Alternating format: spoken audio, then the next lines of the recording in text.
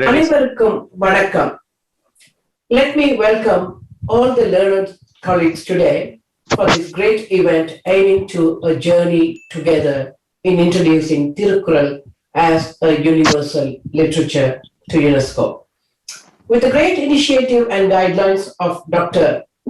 Armugam Parasuraman, we could combine our interest and efforts to hold this great cause.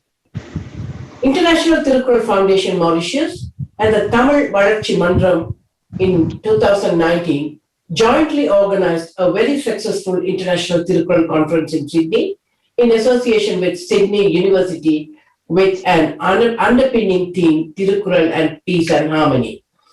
In 2020, during the pandemic period, we were able to host an online conference themed Thirukkural and Multiculturalism in association with SRM University. These conferences have increased the confidence of Dr. Armugam Parasuraman and his team to host monthly events to further strengthen the evidences to take Thirukkural to UNESCO as a universal literature. Dr. Armugam Parasuraman has initiated the first online Thirukkural and UNESCO series on Thiruvalluvar Day this year, inviting Honorable Justice Mahadevan as a guest speaker. Thirukkural is a literature which holds the recordings of human values, spirits, and thus has universal appeal. The purpose of this is to identify the role and value of Thirukkural in promoting universality, understand the importance of Thirukkural as a universal literature, creation of action plan to encourage learning Thirukkural among the next generation, to celebrate and promote Thirukkural and Thiruvalluvar all over the world, to take Thirukkural as a universal literature to UNESCO. Involvement will include a high-level intellectual involvement, engage the next generation, following up action plans, partnership for following up initiatives. This sparked many other eminent scholars from various parts of the world to join hand with us, making us a signature event of International Thirukkural Foundation conducted on monthly basis. Now it's going to be a fortnightly from next week onwards, inviting distinguished guest scholars to share their knowledge and expertise to highlight the universality of Thirukkural. The main organizers are Professor Dr. Armugam Parasuraman, President of International Thirukkural Foundation Mauritius, myself, Dr. Chandrika Subramanian, Founder, Tamil Valarchi Mandram, Australia, Dr. C. Rajendran, Founder, Coordinator, Voice of Valluvar Family, Chennai, Mr. Parthasarathi of Valai Tamil. Today's topic is Ulaga Podumari, Thirukkural as a universal scripture, the claim, criteria, and expectations. Our chief guest is Dr. N.V.K. Ashraf, Vice President and Chief Veterinarian, Wildlife Trust of India, New Delhi. May I now welcome Dr. Armugam Parasuraman to initiate the program. Thank you. Thank you.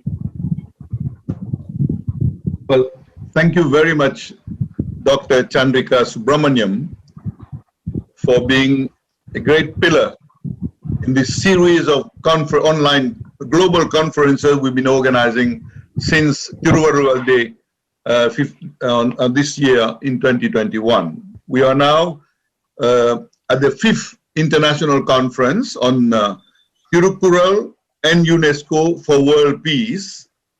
And as Dr. Chandrika just mentioned, the topic for today's conference by our eminent speaker, Dr. N.V.K. Ashraf, is Thirukkural as a universal scripture, the claim, criteria, and expectations.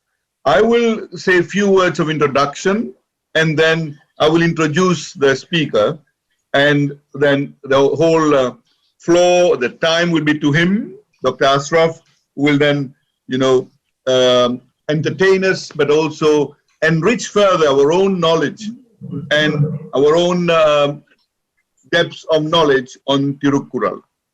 I would like to say that we chose the theme of Thirukkural and UNESCO for World Peace as the overriding theme for this series of global conferences, because our objective is to go to UNESCO Paris at headquarters and organize a global conference And now we had planned it for 2020, but now with COVID, we'll have to wait. So while waiting for this big event, the summit in UNESCO Paris, we therefore have decided to organize a series of monthly conferences which will take us to UNESCO in due course. And I must say that we chose this theme because we felt that Thirukkural and UNESCO share the same sort of vision and the same sort of mission in the service of humanity. And I would just like we'll get to know more about Thirukkural from Dr. Ashraf this morning, the insight that he has. But I would just like to say from UNESCO side also, what is very interesting is that UNESCO, in the preamble to its constitution, it says, since wars begins in the minds of men, it is in the minds of men that the defenses of peace must be constructed. So you could see how relevant, how related they are, both of them. And this is what we want to demonstrate to the whole world, that Thirukkural and Thiruvallur can make this great contribution to the world in this time of conflict, of wars, of all that we see in the world. So that's why, therefore, we chose this theme, and we are doing it with conviction, with faith, and also we have full trust and confidence that Saint Thiruvallur, a poet, will certainly guide us on this path of taking Thirukkural to the world.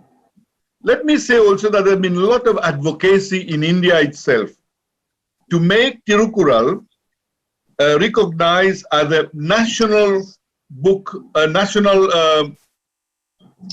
literature, a book of India. And this has taken a lot of efforts and has not yet been concretized. And we hope that this will be recognized. The Thirukkural will, in India to start with, be recognized and declared a book of national literature of India.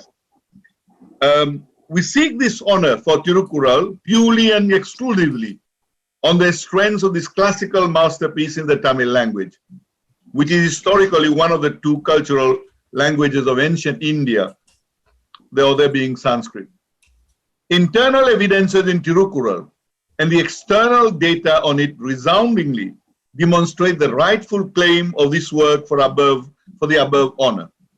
Comparative studies of Thirukkural with the great literature of the world also authenticate and confirm the undisputed international standing of this classical text. And Dr. Ashraf himself is a great eminent scholar in comparative literature. He has done a lot of comparative work, and I'm sure he will enlighten us further.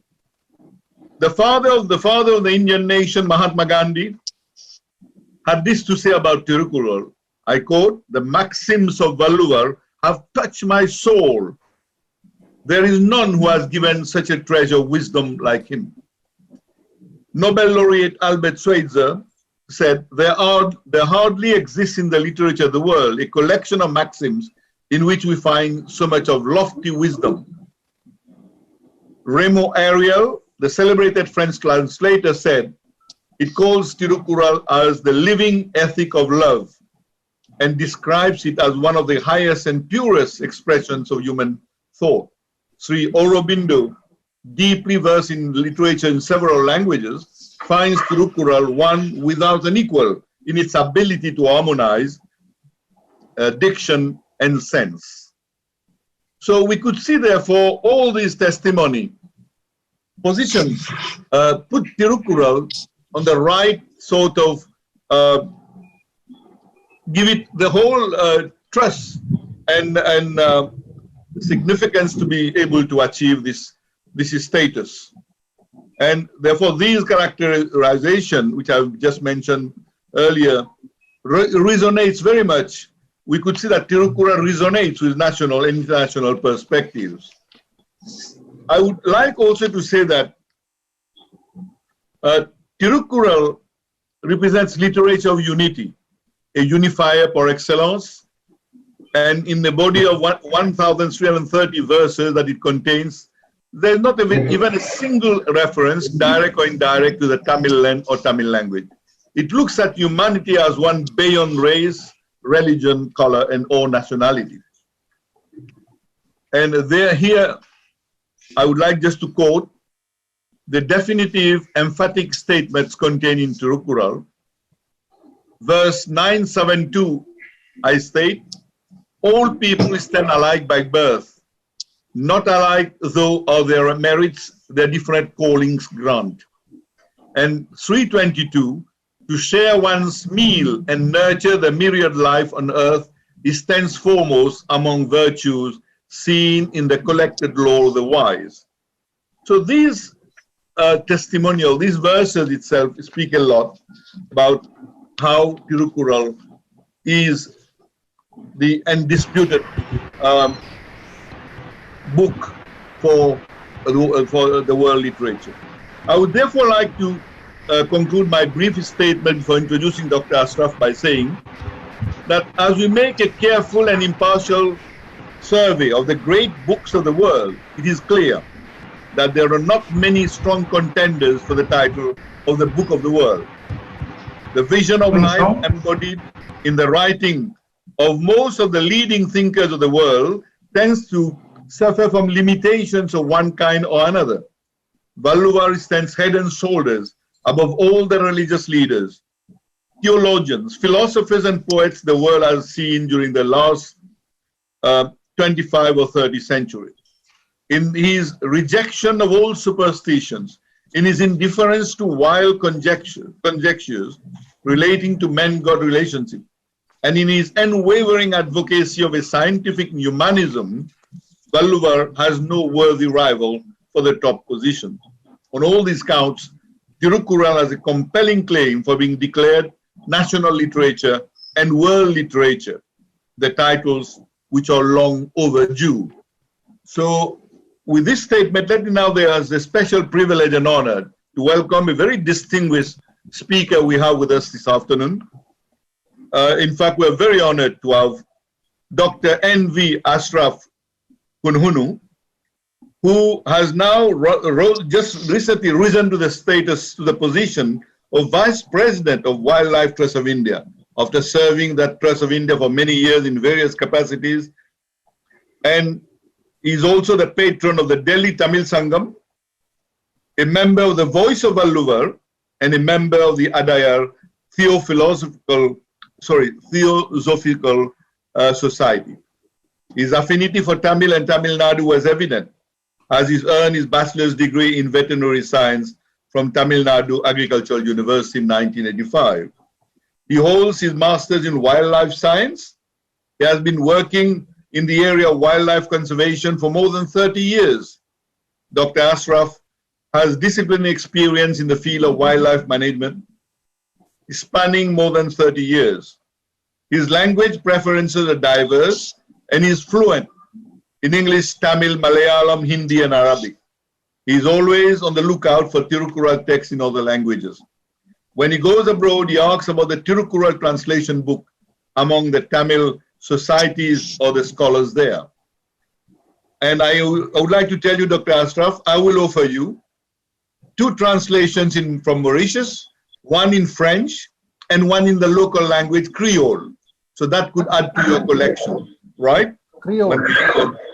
I will send it to you, okay, or I'll hand it over to you personally when we meet soon. Yeah. Well, when Dr. Ashraf goes abroad, in addition to inquiring about Thirukkural translation, he hopes to ensure that if Thirukkural comes in ancient classical languages, such as Greek, Persian, and Hebrew, it will lead Thirukkural to a wider range of knowledge. I think we should make an effort to achieve this objective you have set in mind. We'll see how we can do it. He has also put a strong focus on comparative religion and literature in the last 20 years. The following are his personal websites and blogs: Comparative Literature, Comparative Religion, Kural of Valluvar, and Thirukkural translation in 20 languages. His works, such as complete works of Swami Vivekananda, in comparative religion and Sangam literature in comparative literature are noteworthy. His posts on Thirukkural are notable and enthralling. Introduction to Thirukkural in 17 languages, uploaded translation of Thirukkural in 22 languages, and Jaina ideas in Thirukkural. Except for those on wildlife conservation and veterinary medicine, Dr. Ashraf has 10 publications and is currently working on 5 topics that will publish in the near future. 3 of the 5 topics are Thirukkural related, which makes us eager to learn more and impatiently waiting for those publications to be available. It is therefore with great pleasure and honor that I would like to invite Dr. Ashraf to speak to us, to share his experience, his wisdom that he has acquired through his deep study of Thirukkural. On to you, Dr. Ashraf. Most welcome. I would like to invite you and give you the floor. Thank you. Thank you for the nice introduction, an elaborate one, Mr. Parasuraman. Thank you so much. So if I stand here at this conference right now, it goes without saying that Mr. Rajendran is the person responsible for it. I'm sure he would have been the person who has introduced me to Mr. Parasuraman. And thanks to Mr. Parasuraman for heeding to his request and giving me an opportunity to speak on this occasion. I'm sure you will find the subject I have chosen for the talk today interesting and good enough, and is in line with the theme of the overall theme of the conference, which is Thirukkural for Peace. Before that, I would like to share that this is not the first time that I am engaged with the International Thirukkural Foundation. I had presented 2 papers earlier at the International Thirukkural Conference that was held in Delhi. And one was on the intricate relationship between the compassionate virtues in Thirukkural, Anbu, Arul, and Kannotam. And the second one was on commentator Parimel Alagar's logic of placing couplets within a chapter. These were the 2 presentations I had made earlier. This is my 3rd one on a different occasion and different platform. So what I would like to do now is to share a presentation which you will be able to appreciate. I think you are able to see on the screen right away. So yes, we can see on the screen. Yes. Yeah. What I have chosen is a lot of people talk about the Quran being an universal text, universal sacred text. And I would like to focus on where the claim comes from, what are the criteria, what are the justifications, and what do Tamils expect the Quran to be as a world literature. The Quran has various names. Thirukkural is the present, we all use the word, very popular. Perhaps the oldest name that is recorded in literature is Muppal, which is the 3-fold path. It is also called the Poya Mori, or falseless word, or word of truth, and also called the Vayurai Valt, word of medicine. Vayurai means medicine.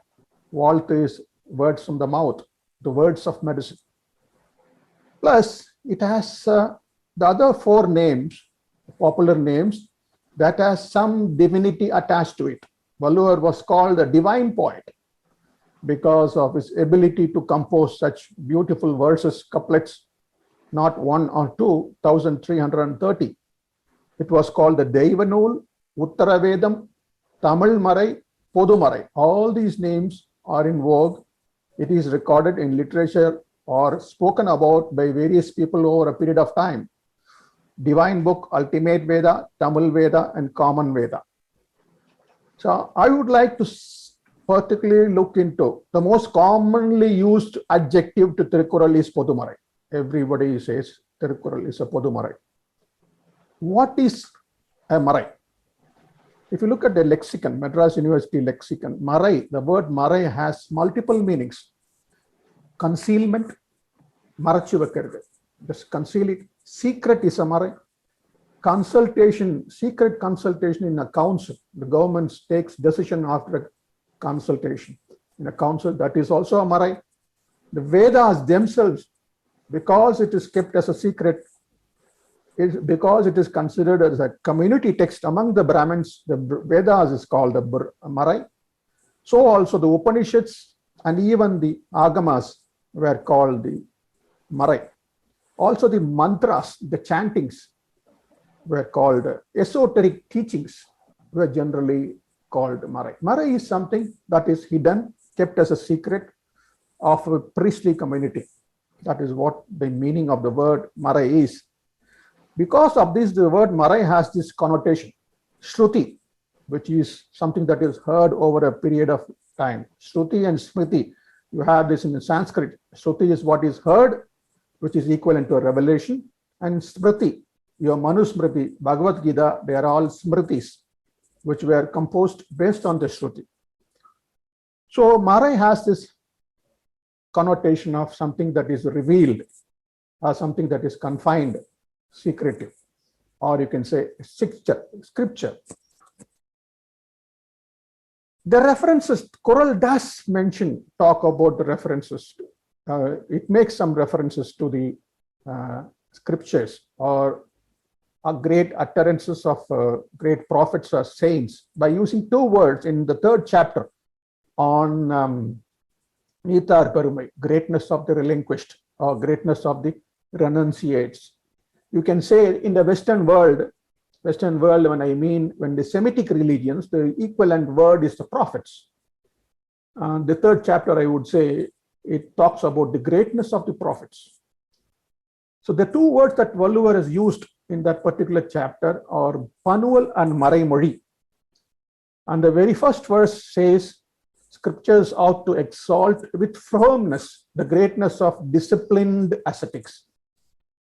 The word ascetic is being used because here in India, in the Indian tradition, all the great sages were invariably renunciates or ascetics. So the first couplet says, the scripture's duty is to exalt the teachings or the greatness of the disciplined ascetics or the prophets. The 28th verse is also very interesting. It is just the reverse. It makes the same statements. It re-emphasizes by saying that scriptures of the world proclaim the potent utterances of the great. Here the word that is used is Marai Mori, hidden word, concealed word, literally. Marai Mori. Now, if you want to translate it verse to a common man, to a man, this is the way to translate for the Western audience. The greatness of the prophets are revealed in the Gospels of the world. This is how so that people can understand. Now, where does this Marai Mori come from? Where does the words called revelation or inspired utterances come from? It comes from the Tolkappiyam, the oldest extant grammar in Tamil, Tolkappiyam. Thirukkural has composed his verse based on this particular statement, which is Mirai Mori Mandar Ane in Kilanda, Marai Mori Mandiram, Marambaram Tane, Mandiram Enbe. Now, if you want to translate it according to in a way that we all can understand, it is the esoteric utterances coming from the authority of prophets that constitute a scripture or a hymn. This is the literal straight translation. So we know that Thirukkural does refer to the inspired utterances of great prophets or sages or saints.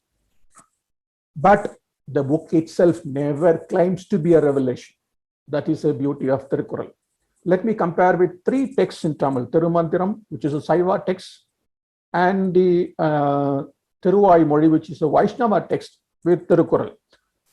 Now, Thirumandiram says very clearly, 3,000 hymns that Tirumular composed in Tamil, did he, which is Shiva, the Nandi, the Shiva's vehicle, revealed for the world to know. So the text very clearly says that it is a revelation from Lord Shiva. And if you look at Trivaimozhi, attributed to Nammalvar, he says in one place, each day he, God, makes me his own and sings through me his praise in Tamil verse. So both these texts are utterances the prophets, the sages claim to be inspired by their respective deities. Now, this is another characteristic feature of a scripture. Apart from claiming that it is a revelation or it is God-given, scriptures also are generally, they are like, religions are like political parties. They have to say that others have gone wrong, so follow this. This is the only path. You will see this mentioned in all religious texts. Let us look at the Jaina text, for instance, Sutta Kradanga. It says, those who do not know this law are not awakened. Believing themselves awakened, they are beyond the boundary of right fight. So anyone who follows any other path are following the wrong path. Let's look at Islam, for instance. In the Quran, it is written, indeed, this is my path, perfectly straight. So follow it, and do not follow other ways, for they will lead you away from his way. This is what the Quran says. Let us see what Dhammapada, the Buddhist text, says. Of the paths, eightfold path is the best. Of the truths, the noble four are the best. This is the path. There is no other that leads to purification of the mind. Let's take one Hindu text, for instance, Taittiriya Upanishad. This is the command. This is the teaching. This is the secret of the Vedas. This is the commandment. This should be observed. Let's look at Tirumandiram itself, our own Tirumandiram. The path of Shiva is the sole path. Other paths but lead to earthly sorrows of rebirth. So this is a typical phenomenon of scriptures. Thirukkural does not make such references. It does not claim to be a revelation. At the same time, does not say that this book will provide you the salvation. But it does talk about other paths. When it comes to grace, Arul and Kollamai, Valluvar very clearly says, uphold grace by seeking the path of goodness. The path of goodness is grace, holding grace. That is the aid cited in all paths. And he also says, what is the path of goodness? It is the path of avoiding killing anything. For Valluvar, grace is not killing. Grace lies in not killing.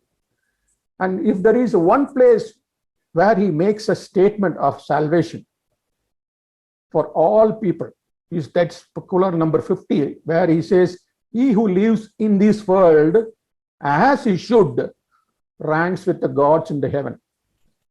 As he should. It does not say that he who lives according to my teachings will be ranked along with the gods in the heaven. No.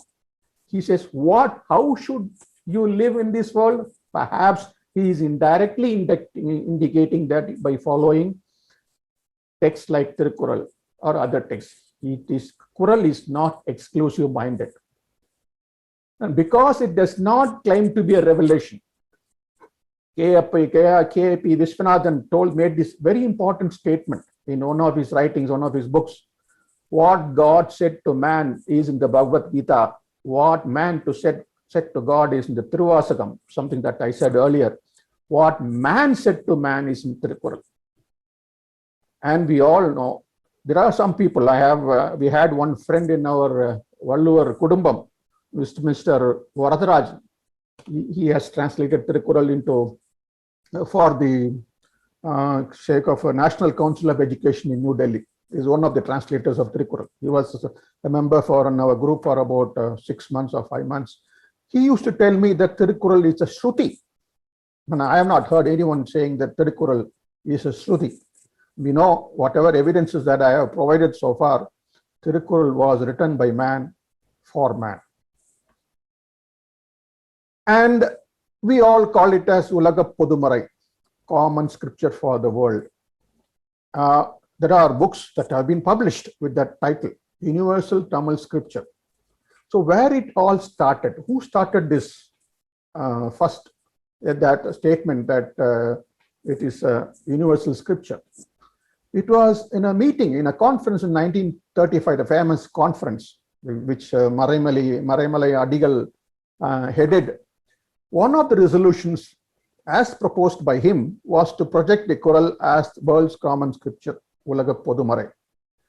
But as you see in subsequent of my presentations, you will realize that the foundation for that such a statement was made long back, before the time of Parimelagar of 13th century AD.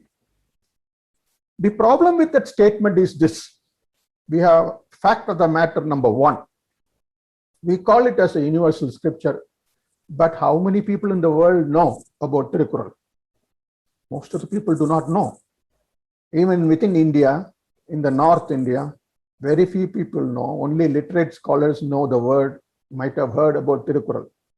In Kerala, all the educated people will know about Thirukkural. It's very popular in Kerala. For South Indian states, yes, the percentage would come down. In the North Indian states, I have seen, if at all there is somebody who knows, they will be invariably a Jain. In the global stage, only scholars and literate scholars will know about Thirukkural. So this is point number one. We make this claim, but the fact of the matter is not many people know about Thirukkural. Fact of the matter number two, there are other texts calling themselves as universal scripture. On the extreme left is Guru Granth Sahib, the Sikh scripture, published as a universal scripture for mankind. And we have this Thirukkural. We have one famous book, the World Scripture. One of my earliest texts into my field of comparative religion is the World Scripture, published in the US by the International Religious Foundation, an anthology of sacred texts. But if you read that, you will get an idea that Thirukkural is nothing but a sort of a condensed version of World Scripture minus religious or theological information. So we have these two problems to deal with. And when we say World Scripture, what does it mean? Let us look at the justifications or the criteria. What are the reasons why we have been saying so?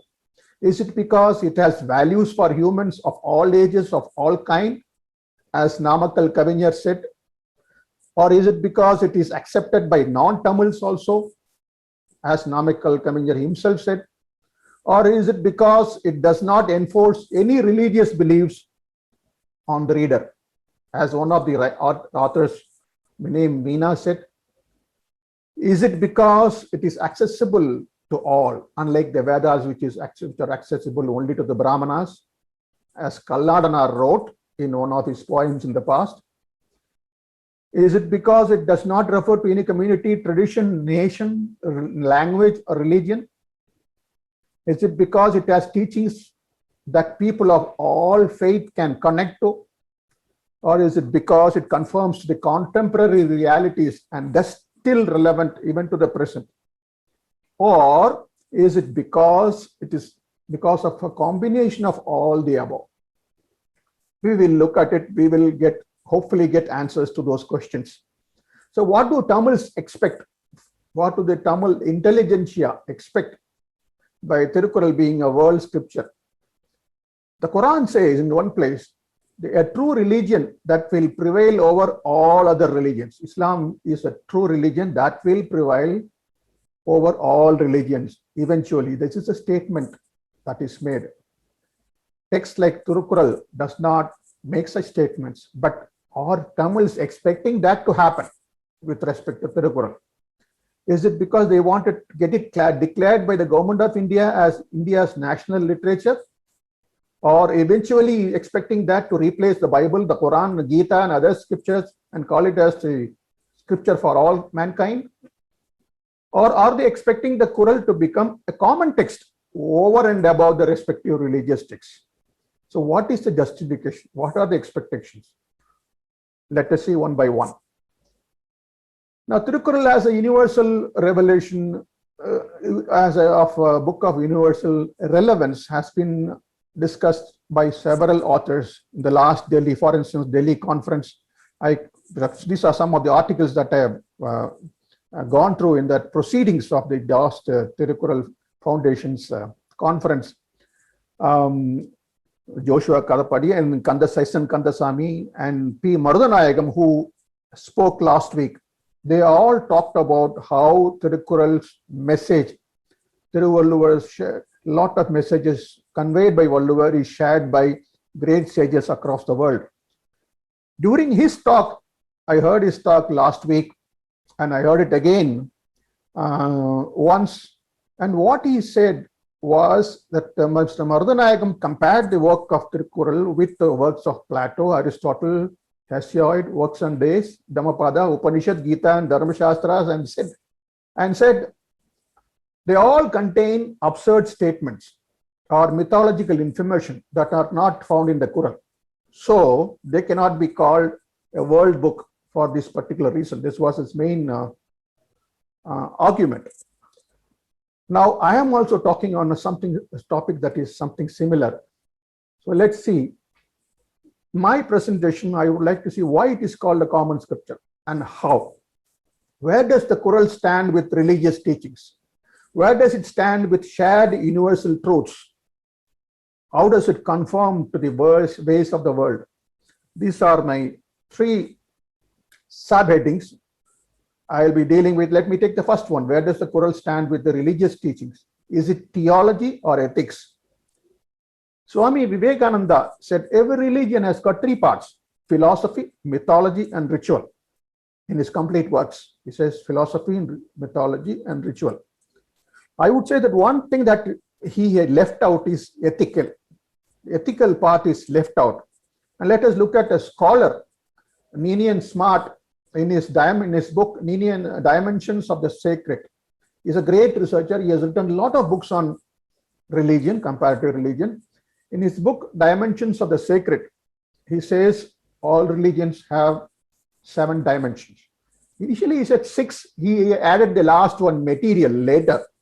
So ritual, mythic, experiential, social, ethical, doctrinal, and philosophical. These are the, and material. These are the dimensions of the sacred, dimensions of the religions of the world.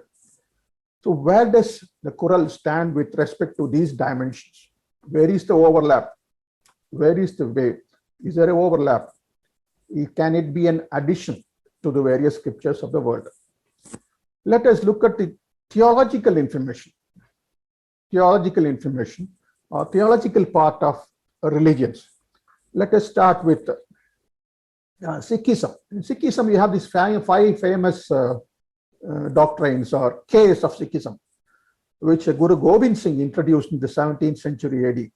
Uncut hair, steel bracelet, wooden comb, cotton underwear, steel sword. These are the 5 Ks of Sikhism. But if you see Thiruvalluvar, you would say, no need, he was not bothered about externals. He was not bothered about external. He said no need for shaving your head or having a long beard or tuft of hair. No need. If you can avoid what the world condemns. Now, this is very important. He doesn't say that if you can follow what I have said. No, he says what the world condemns. This is the beauty of Thiruvalluvar. He is generic, and that is why it is universal. Let us look at another religion, 5 pillars of Islam. 5 pillars of Islam. Declaration of faith, prayer, compulsory giving, fasting, and pilgrimage. Of these 5, 3 are religious straight away. We can find definitely parallels for giving and fasting known in Thirukkural, but fasting is not greatly emphasized in Thirukkural, but it is just mentioned. So, but for Valluvar, the 5 pillars are for excellence, 5 pillars. And this is the characteristic attribute of any ethical literature. It will not be too much concerned with the theology, but ethics and morality. For Valluvar, the 5 pillars of excellence are love, modesty, benevolence, considerateness, and truthfulness. Anbu, Nan, Oppuravu, Kannottam, and Vaimai. Now let us look at Buddhism. Buddhism has these 4 noble truths: suffering, dukkha, cause of suffering, end of suffering. These are all theological. These are all spiritual side.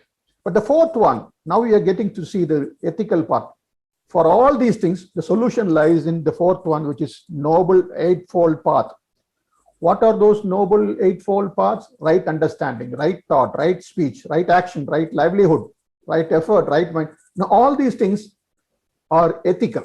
You see, the Shramana pathways of Jainism and Buddhism, their principal teachings are more ethical than religions that are Attika, not Nastika, religious tradition, whether it is Hinduism or Sikhism or Islam or Judaism or Christianity. The more you go, so now you see the similarity is not in the theological or religious truths, but you will see that ethical and virtuous teachings of various religions, irrespective of the religions, you will find a lot of similarities with the Thirukkural. So that is why Kalladar of the 11th century AD, because we at least had 3 Kalladars in the history, at least 3, if not 4, if you are including one commentator. All 3 commentators, this Kalladar we wrote in Thiruvallur Malai.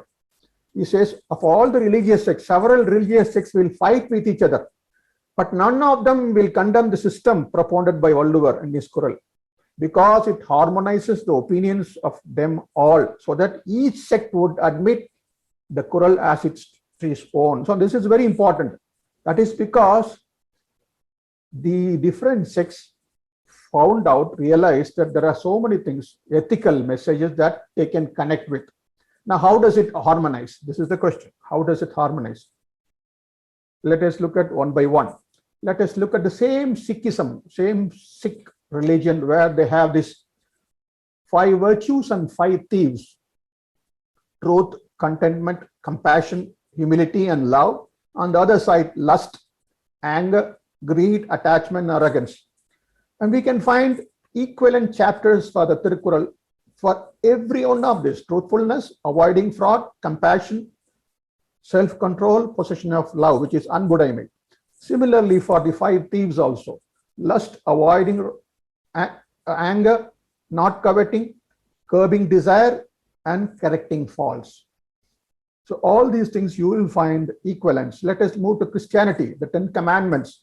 If you'd like to look at the 10 commandments, the first 4 are theological, religious: have no other gods, do not make idols, do not take the name of God in vain, do not recite his name in vain, remember this Sabbath. Sabbath is the Saturday, like Friday for Muslims, Sunday for Christians.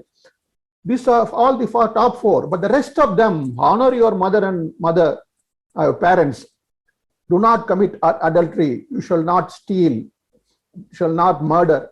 For all these things, you will find parallels in the Thirukkural. Makkat Kollamai, Piranil Vilayamai, Kallamai, Vaimai, and Vegamai.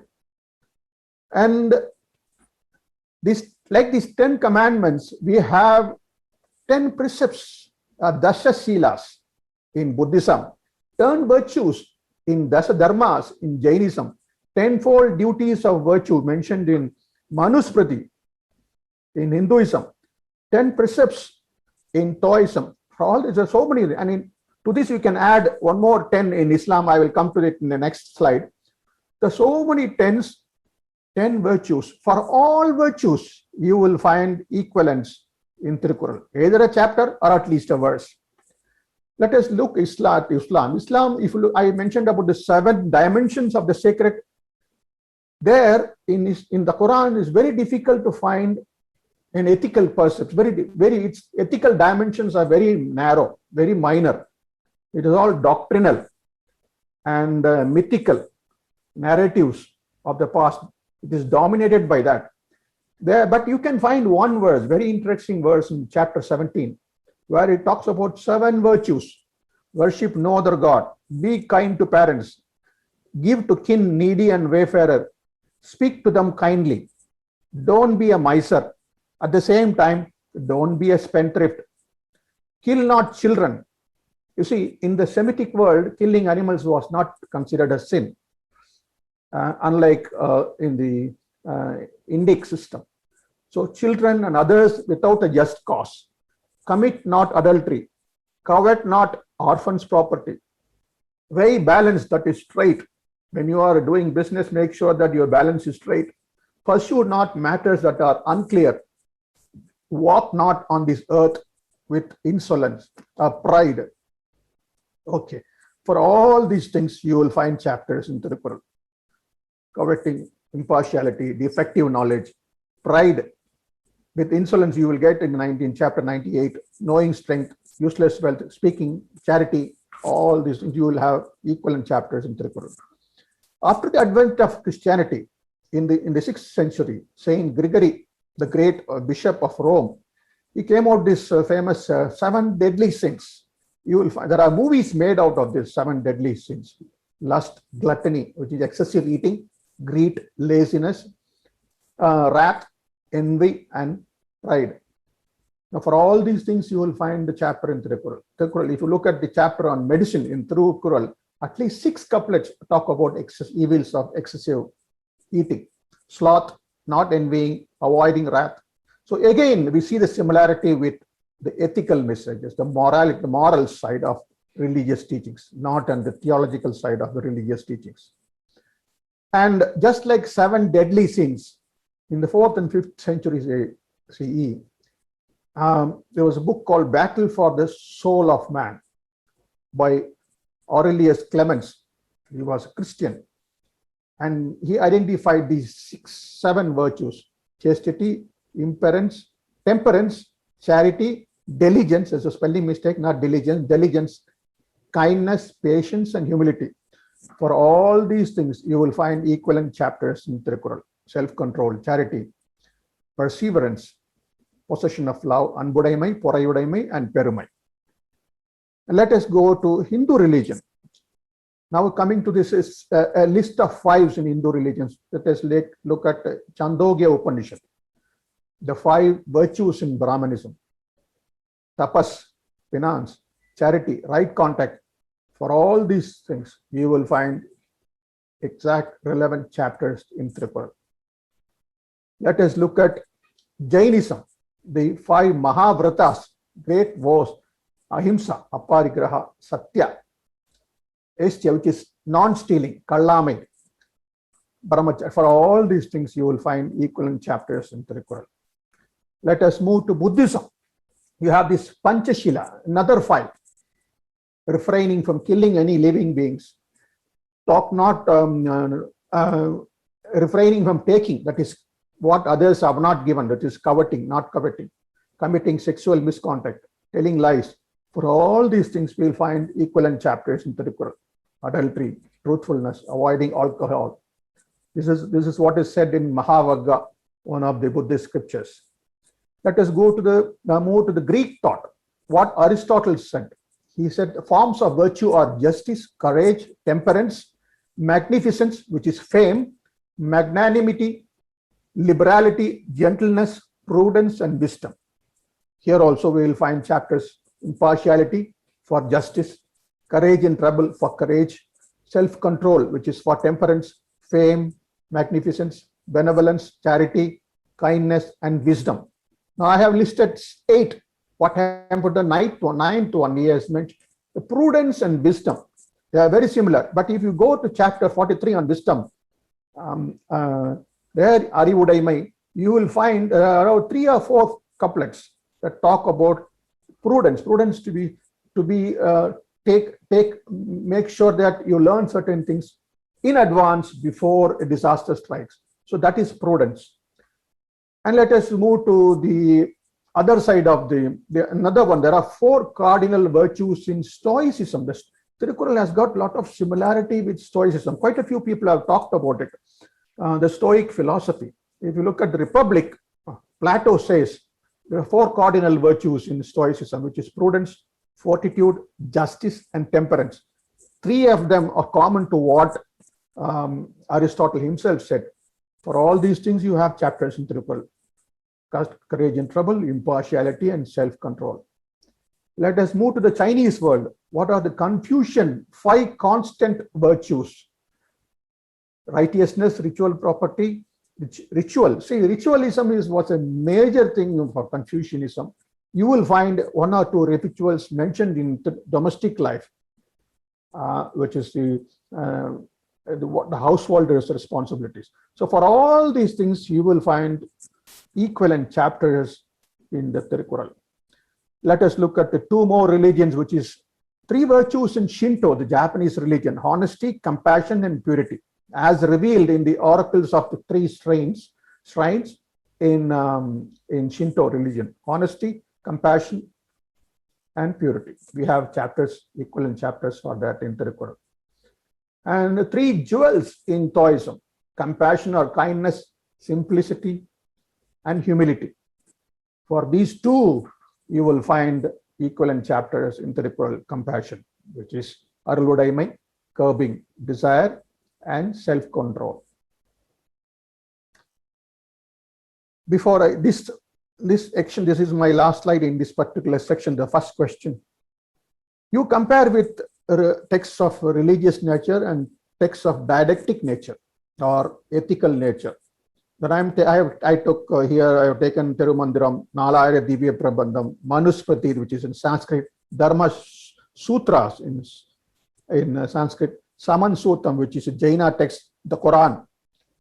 What percentage of the sayings that are similar to the Quran? You can see the 0.55% of Tirumandiram only is similar to the saying of Quran. I'm not talking about just the same message.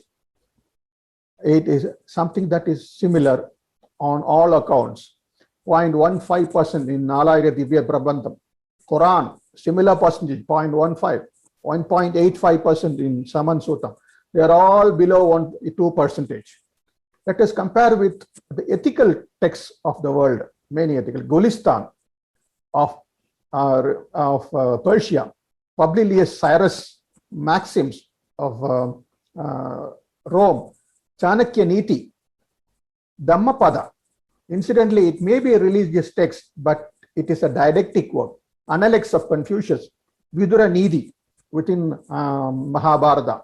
You see the percentages substantially increase. So this is the area where Thirukkural dominates.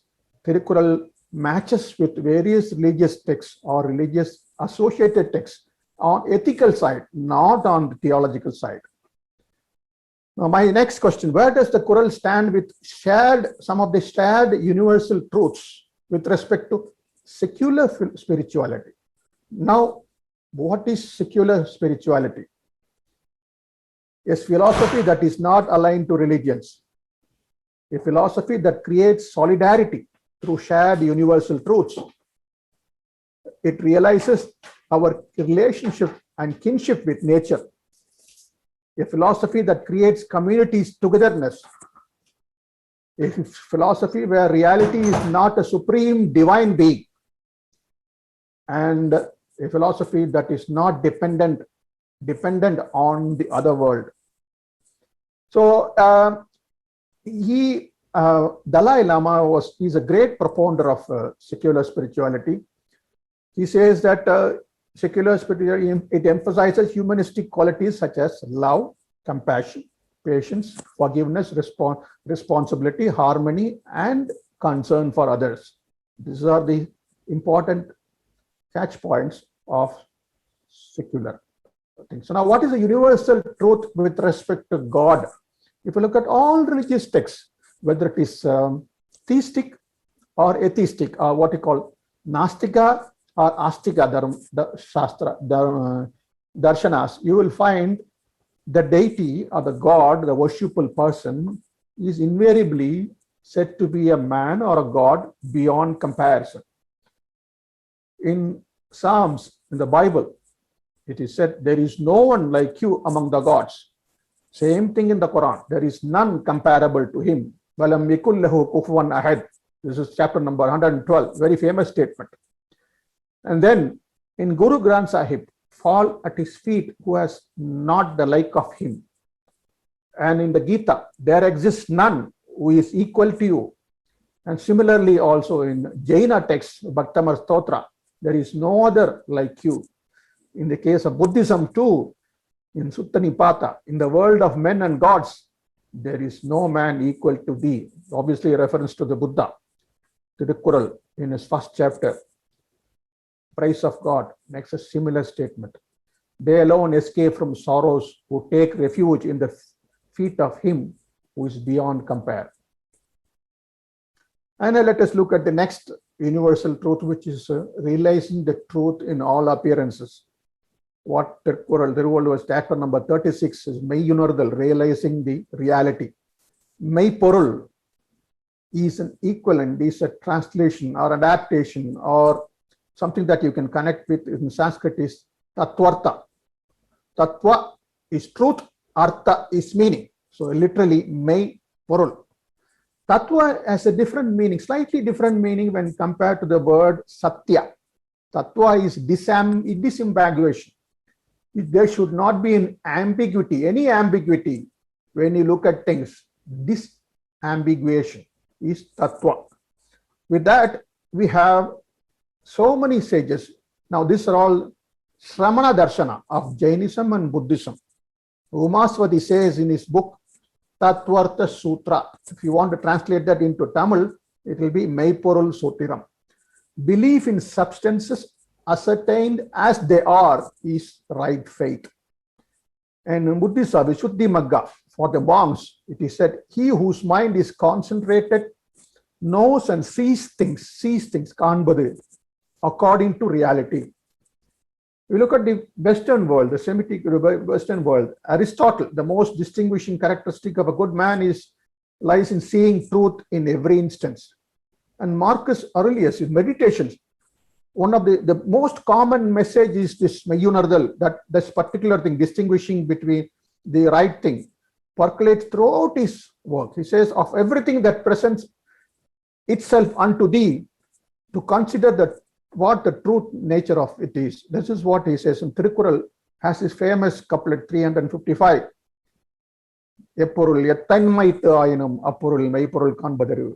Wisdom is to ascertain the reality in whatever way things are presented to you. Now, because there are a lot of people who interpret the Meipporul as a reference to the God. There are people who connect with this chapter 1 and 30 with the chapter 36. So it lends itself to multiple interpretations. That is the beauty of Thirukkural. And what about the dependence on the other world, the heavens, for rewards? Valluvar believed in an afterlife. He used these as an incentive for promoting righteousness.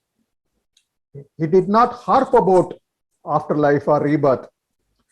But the idea of heaven and hell is not his prime concern. He would even dare to slam the Creator. On the left side, you will see a verse. What I have said is a verse. Why go behind those who scorn when it yields neither a fame nor place in the heaven? Fame is for this world. Grace is for the other world, for Thiruvallur. So he says, neither fame on this earth nor a place in the heaven. Now he did believe in the idea of heaven, or he used at least that as an incentive to make people to come to the righteous path. On the right side, you can see, he says, to receive is bad, even for good cause, and to give is good, even if there is no heaven. So don't start giving because of heaven, for heavenly rewards. So this is the classic example to show that he wanted people to be righteous at all times for the sake of righteousness. And the next one is this universal, the quantum consciousness, realizing the oneness. This is something that's a recent phenomenon, that is something very similar to the secular philosophy or secular spirituality, which is realizing your interconnectedness, realizing the interconnectedness of all beings, what they call as interbeing. Erwin Laszlo, he is a Hungarian philosopher of science. He says there are 16 attributes that from which you can find out that whether a person is aware of, is a follower of quantum consciousness. And I have looked at it. It can be a separate presentation. For all these 16 questions, you will see that the Thirukkural sayings in some chapter or other conform to this quantum idea of quantum consciousness. Now, the most thing, if you ask me to single out one verse, which is this, Ottadu Arivan Uyir Valvan. Ottadu Arivan Uyir Valvan. He alone breathes, who knows what is oneness, or who knows who is kin to all creations. He alone lives, they alone breathe. Rest of them will be placed among the dead. The next one is something related to that, is the golden rule of reciprocity. This is the golden rule that all texts prescribe. Whatever you wish to do to others, whatever you don't want others to do to you, you should not do so to them. This is the golden rule of reciprocity. In Confucius also says the same in Doctrine of Mean, do not impose on others what you yourself do not desire. And you will find that in Buddhist texts also, hurt not others in ways that you yourself would find hurtful. Similar thing, Yajnavalkya Smriti, which is a Hindu text, a Smriti, like the Manusmriti. It says one should not treat another in a way which is distasteful to his own self. Similar sayings you will find in the Hadith also. And this is one, Kitab-i-Iqadas, of Baha'is faith. He should not wish for others what he does not wish for himself. And the next one is Zoroastrianism. And the last one is Jainism. Thirukkural also is not left behind. Under the chapter Inna Sayyamai, this is a very famous verse. And also another verse in the chapter. Do not do to others what you know has hurt yourself. So this is the principle, getting into looking at others by getting into empathize with them and get into their own shoes and put yourself in their place. This is a universal truth, universal recommendation for anything, whether it is animals or people, children or adults or old people, old men. This is the principle. And if you look at it, I have seen the most number of parallels for any particular verse in Thirukkural is for this couplet.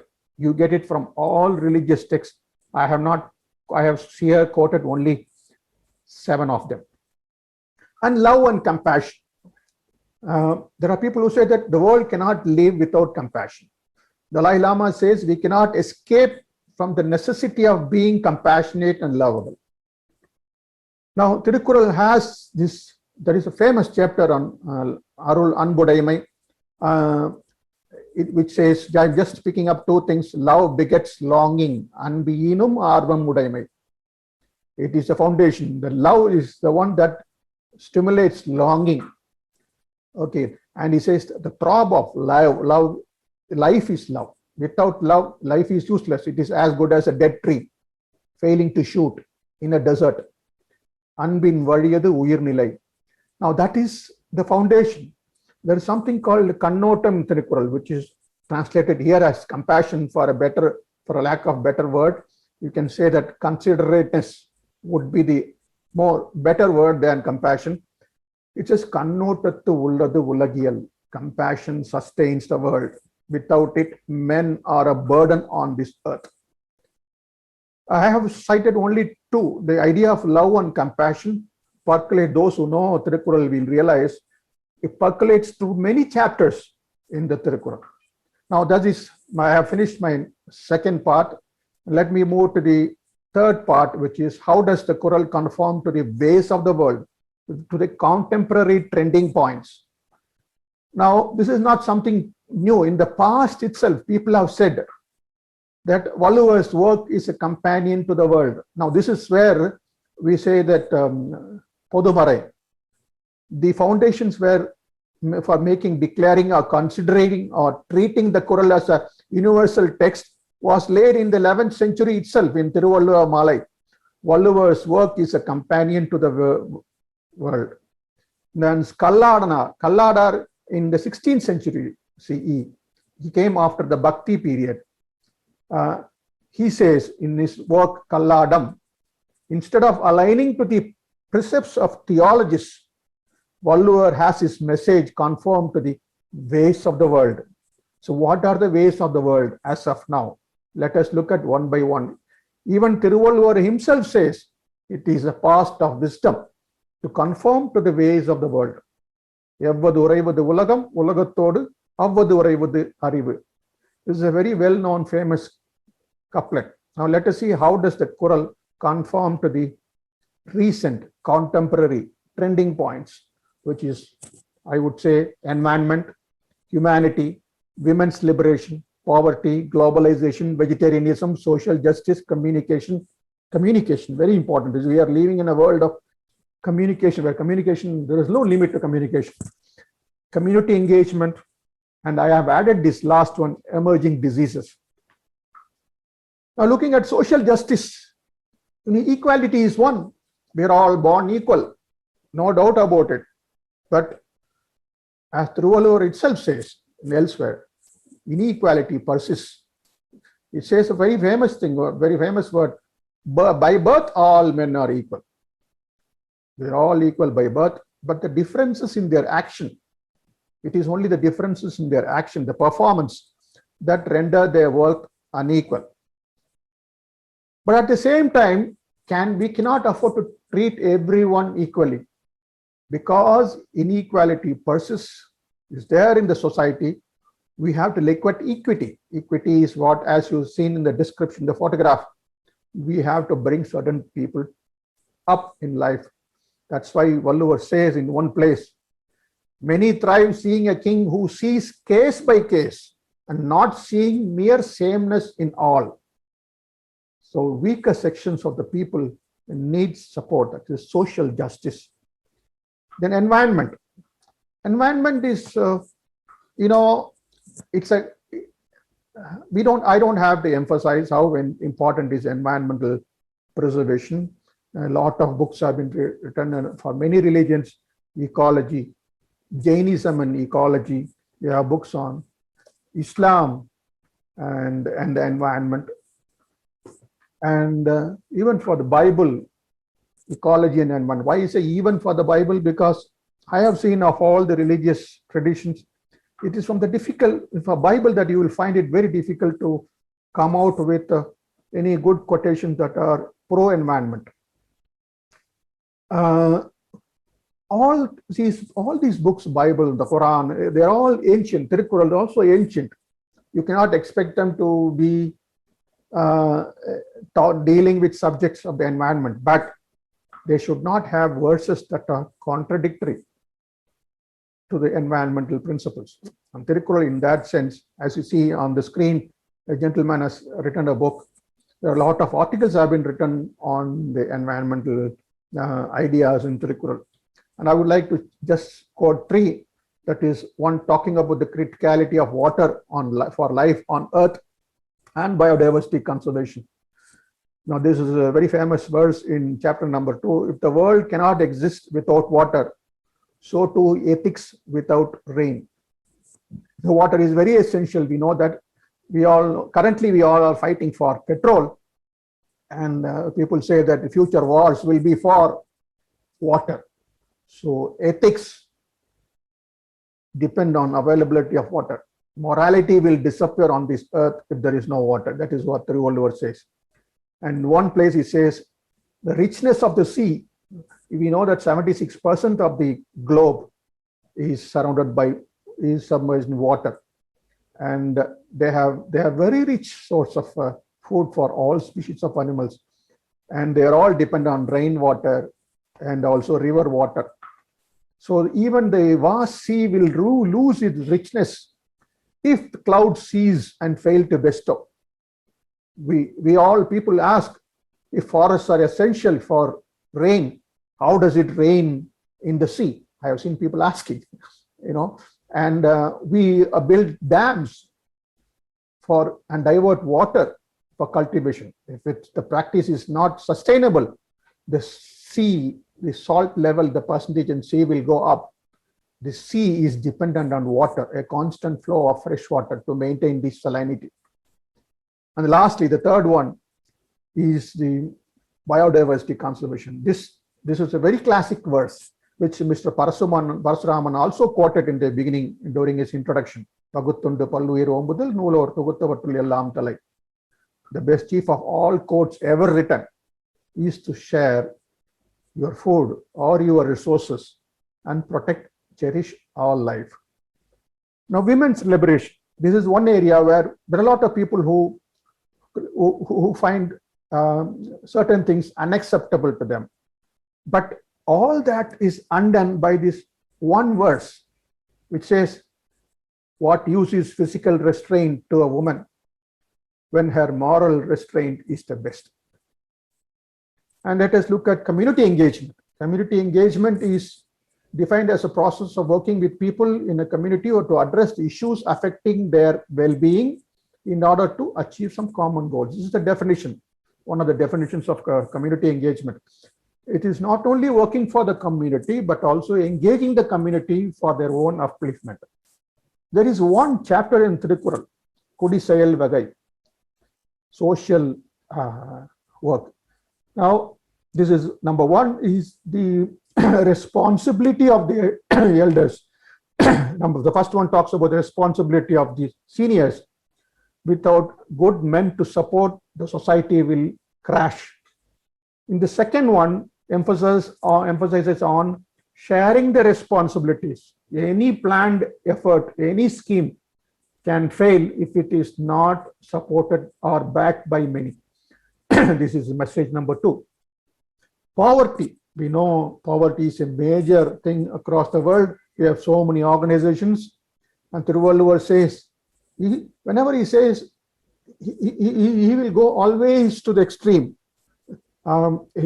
People may ask, is it practicable? Practicable, but it is, like for that matter, to overemphasize the importance of charity. He would say, if poverty comes of doing good, one can even sell his self for that. That is,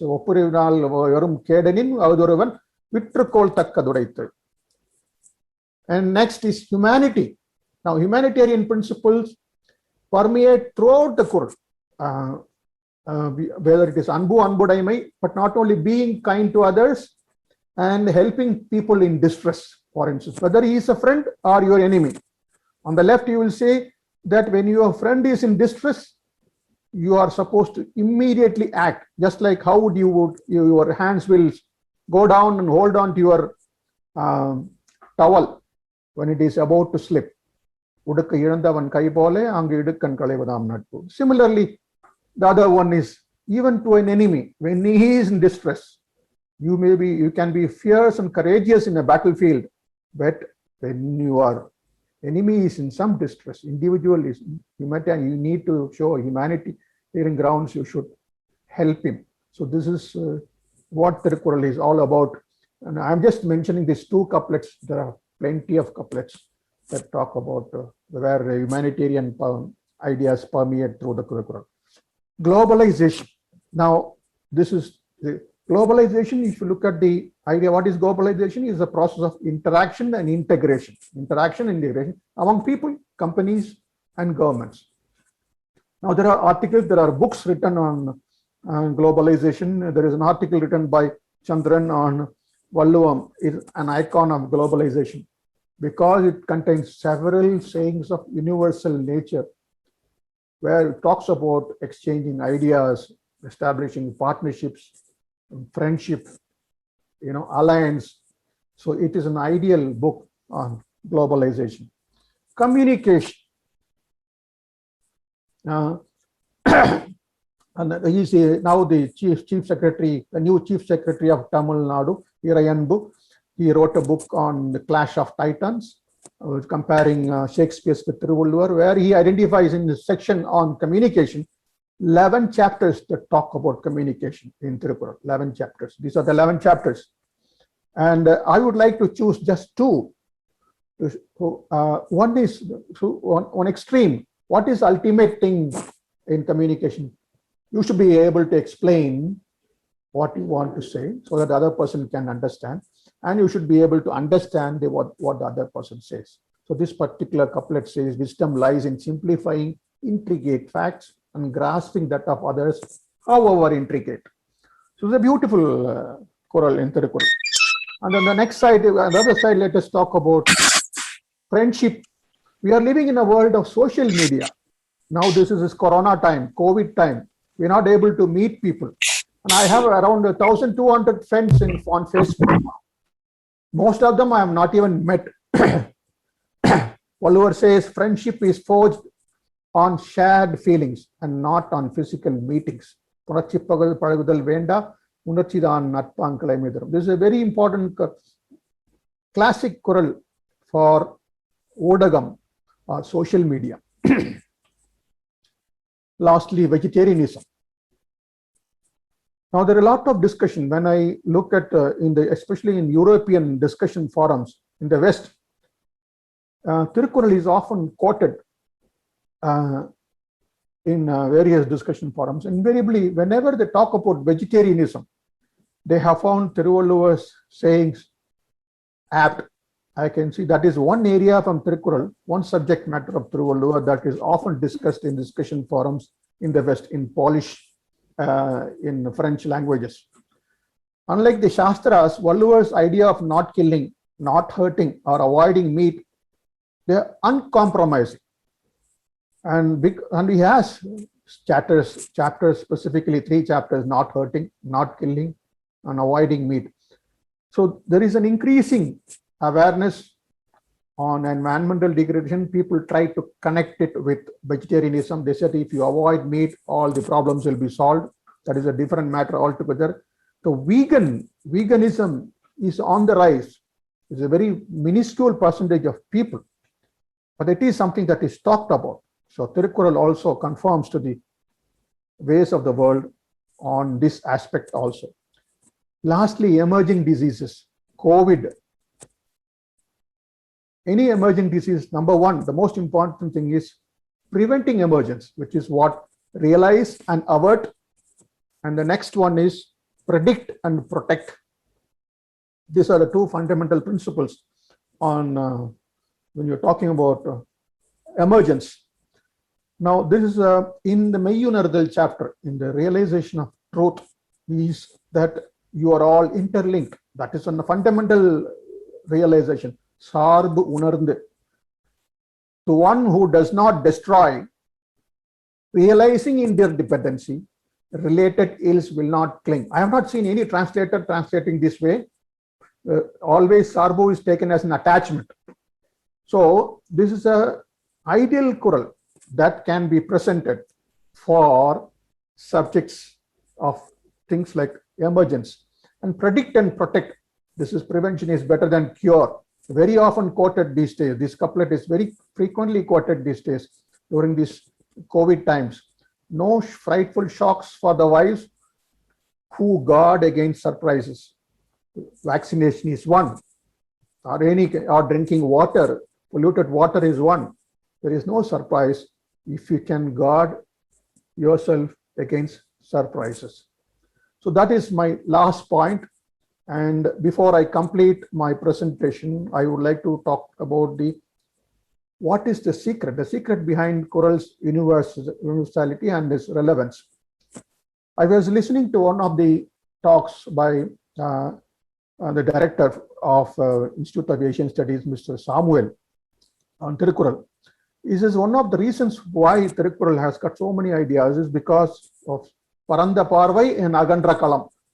Being a post-Sangam work, Thirukkural, Vallur has his target audience. He lived in a multicultural society. There were Jains, there were Buddhists, so many ideas were floating around. You know, every book is a product of its time. From the book's contents, you can understand what would have been his target audience. So the reason number one for universality of Thirukkural is its target audience. Thiruvallur lived in Mylapore. That is what the history says, where Vishnu Sharma, who wrote Panchatantra, Acharya Kundagunda, the Jaina ascetic, Dandin, the grammarian, and many others lived. Just like Kanchipuram, Mylapore was a place of learning. So he made deliberate attempts to ignore all unnecessary partisan teachings that were prevalent on his days. That is one reason. Reason number two, being generic and avoiding being specific. So you can be universal only if you are generic. The more specific you are, the less universal your teachings will turn out to be. That is what Parimel Alagar says while commenting on Kural 3:22. எல்லா நூல்களிலும் நல்லன எடுத்து எல்லாருக்கும் பொதுப்பட கூறுதல் இவருடைய இயல்பு. Thiruvalluvar's nature is to take all the good things and tell that generic statement, that so that it is relevant to everyone, not only the king, not only the wayfarer, not only the beggar, for everyone. பொதுப்பட கூறுதல் இவருடைய இயல்பு. This is reason number 2. Reason number 3, it covers a wide range of topics. Like for instance, the Quran says, whether it is true or not, it says nothing we have omitted from this book, which means for them it contains everything. Tirumandram talks about the Vedas. Vedathai vitta aramillai, Vedathil odathagum aram ellam ulla. There is no dharma other than the Vedas, and the Vedas have all dharmas in it. This is the same thing that is being told in Ulta, the reverse way. Very interestingly, Mahabharata has this statement. Krishna makes this important statement. Many people maintain that morality can be learned only from scriptures. I do not find fault with them. But then everything is not provided in the scriptures. Thirukkural does not talk about Thirukkural itself. Thiruvallur Malai, 11th century work, says Thirukkural contains all things and there is nothing which it does not contain. The same statement that was made, similar to the one that was made in Tirumandram, which I cited earlier. So it was considered to be a book that contains everything because it has got different chapters, 133 chapters, various sections. So that is another reason number 3. Now the last question, is it a Podumurai or Podumarai? A lot of people are talking about Thirukkural. It is not a Marai, it is not a scripture, it is not a revelation, it is not something that is hidden. It is being given to everybody. It cannot be a Marai, it has to be a Murai. Murai means proper, moral order, righteous way, book. It also has the meaning of book. So Balakrishna, he used to be a proponent, he is a proponent of this theory. It cannot be, it should be called as Podu Murai, not as a Marai. So also Jadesh Kaspar Raj in his talks frequently talks about it. And I heard that I understand that both of them are friends. I don't know who has learned the idea from the other, or it may not be both of them, somebody else would have said earlier. So Thirukkural, from whatever examples that I have given so far, it is not a common scripture, but a common book of morals. There is very little similarity between the theological side of religions and the theological side of Thirukkural. It is only on the morals, ethical messages that the Thirukkural bears a lot of similarity with religious texts, if at all there is any. So as I said in the meeting, elements of the sacred, Thirukkural does have ritual dimensions. The Kural number 43, for instance. Thirukkural does have some mythical dimensions, 1 or 2 couplets. Thirukkural does talk about experiential dimension. I have given these couplets. It also has very few social and institutional dimension means pilgrimage, your Kumbh Mela, Diwali festivals, and Ramzan festival. These are all social and institutional. It does talk about, possibly refer to on 2 occasions. But more than, if you say 1,000, there are, forget about Kamathupal, the 3rd book. The 1st book has 1,080 couplets. You leave 80. More than 1,000 couplets talk about ethical, more than legal, it is ethical messages.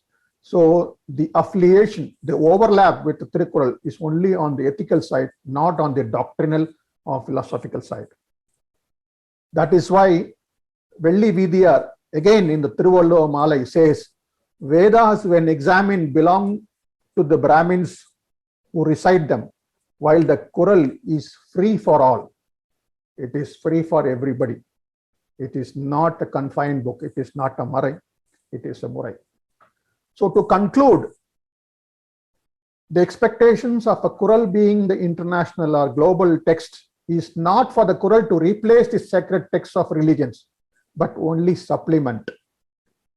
Supplementation is not from theological perspective, a task which the Kural cannot anyway perform, because it is not a Marai Mori or Mandiram, Shruti or a revelation. Kalpalakshana, the Kural match with the ethics, Murai of various belief systems, not with the Marai elements of belief system. The Kural should therefore be aptly called a Podu Murai, a common book of morals, and not as a common Veda or a common scripture. Being a Murai, the Kural is not expected to be a threat to the doctrinal elements of religion. Even otherwise, the Kural does not make self-centered claims, as I mentioned, as I showed in the beginning of the presentation. The Kural has something to offer for all people, for people of all walks of life and religious affiliations. It has something to connect with. The Kural's teachings, for most part, are indeed generic and universal. Whether the world realizes it or not, there is more than one reason to project it as a universal book on ethics. With this, I conclude my presentation.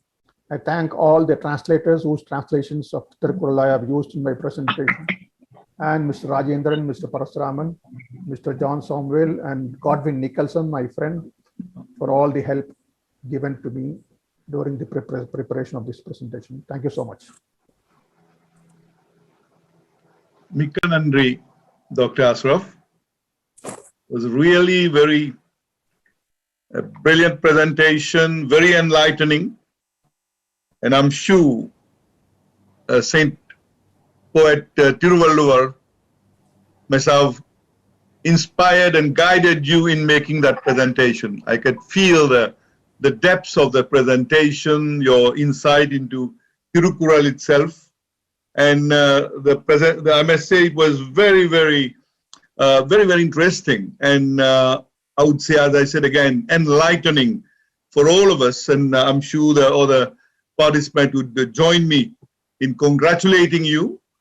I will, in fact, I will leave the vote of thanks to your good friend and my respected friend also, Mr. Rajendran, who in fact mentioned your name several times with us. And we were happy that you were with us at the last conference, and we chose that opportunity to invite you, and you gladly accepted. So that the presentation and the address you've given today will be a major, I would say, a very important pillar in the building that we are establishing to reach UNESCO and to take Thirukkural, as you said, a common book of morals. Well, thank you very much once again. Thank you.